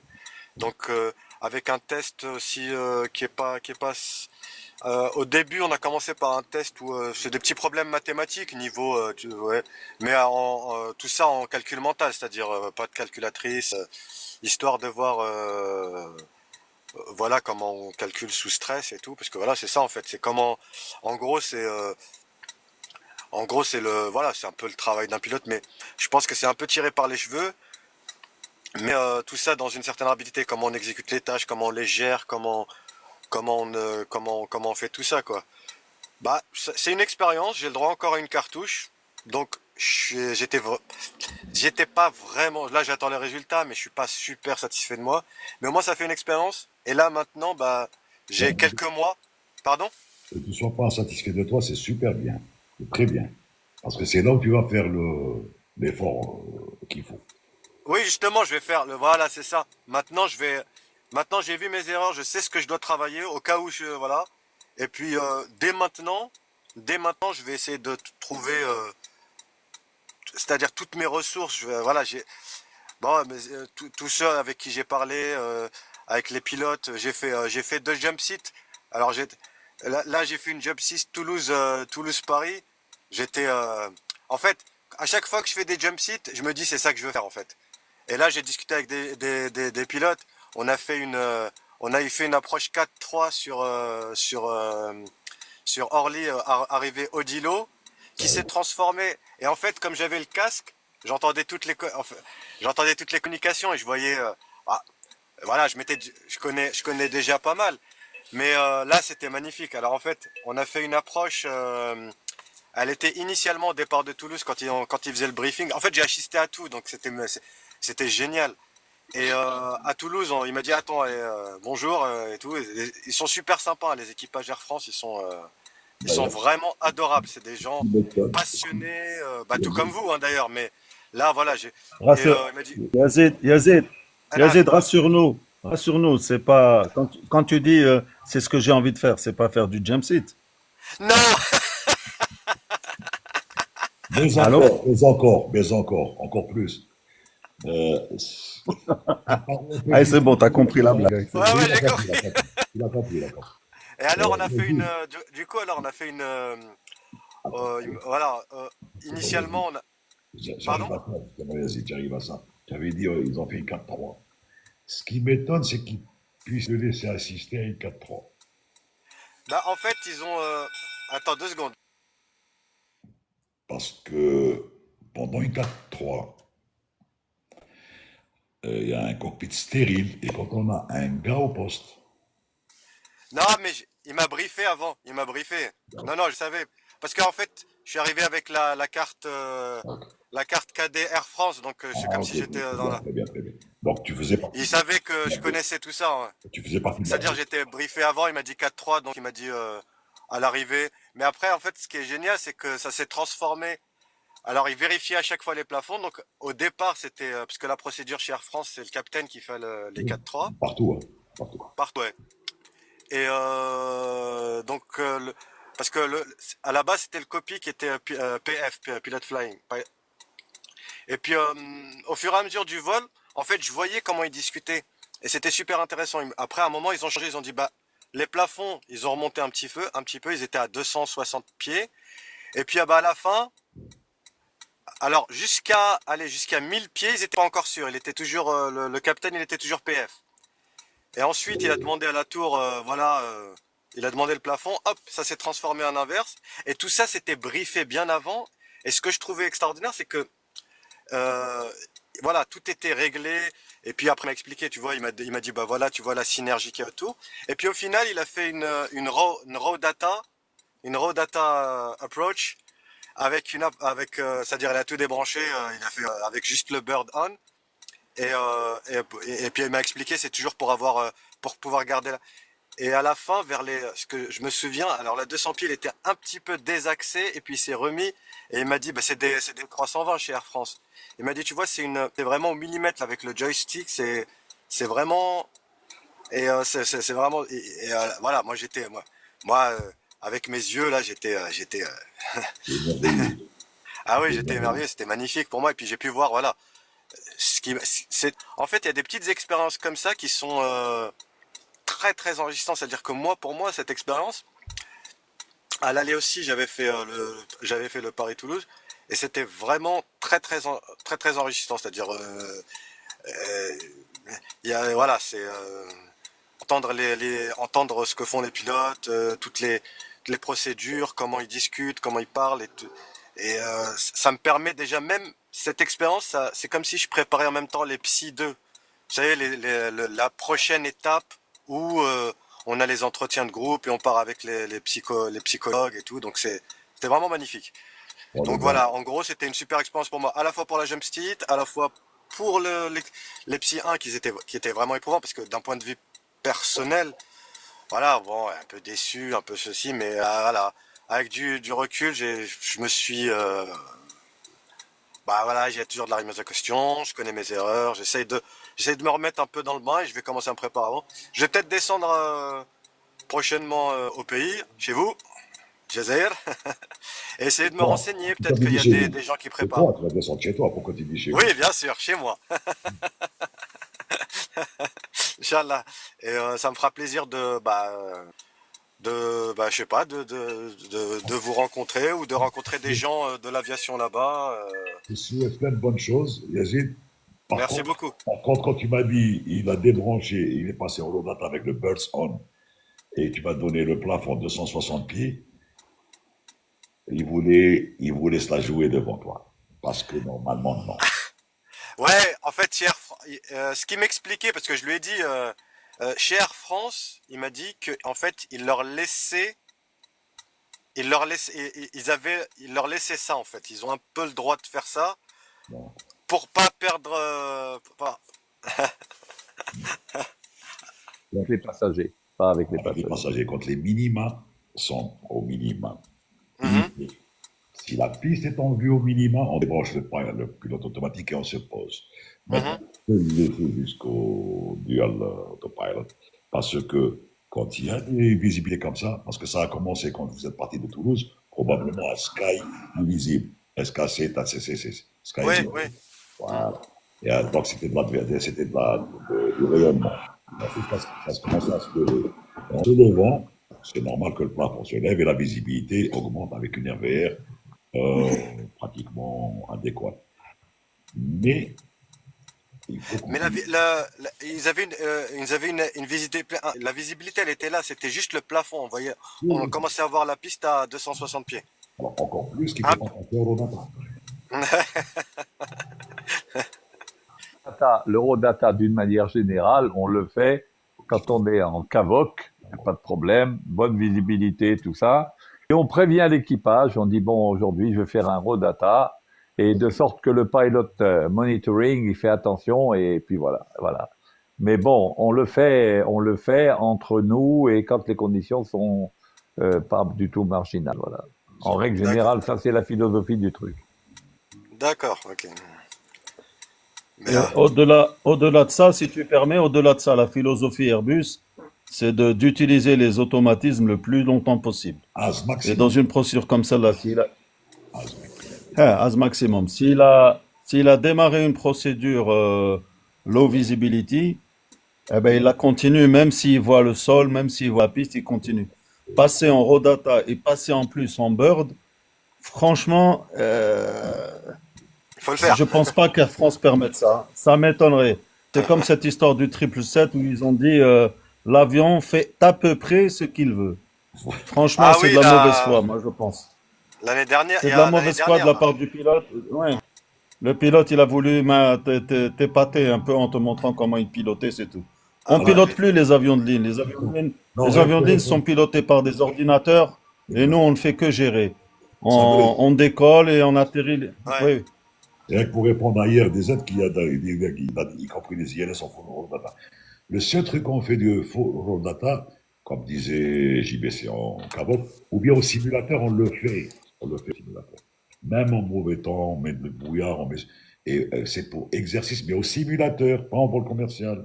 Pour que le gars, encore une fois, on respecte la formule de qui peut le plus, peut le moins. C'est-à-dire plus il a un circuit visuel extraordinaire pour gérer et la pente, et l'axe, et la descente, et la vitesse, et là, il est en raw data. Là, c'est que le gars, en automatique, ça va être gâteau pour lui.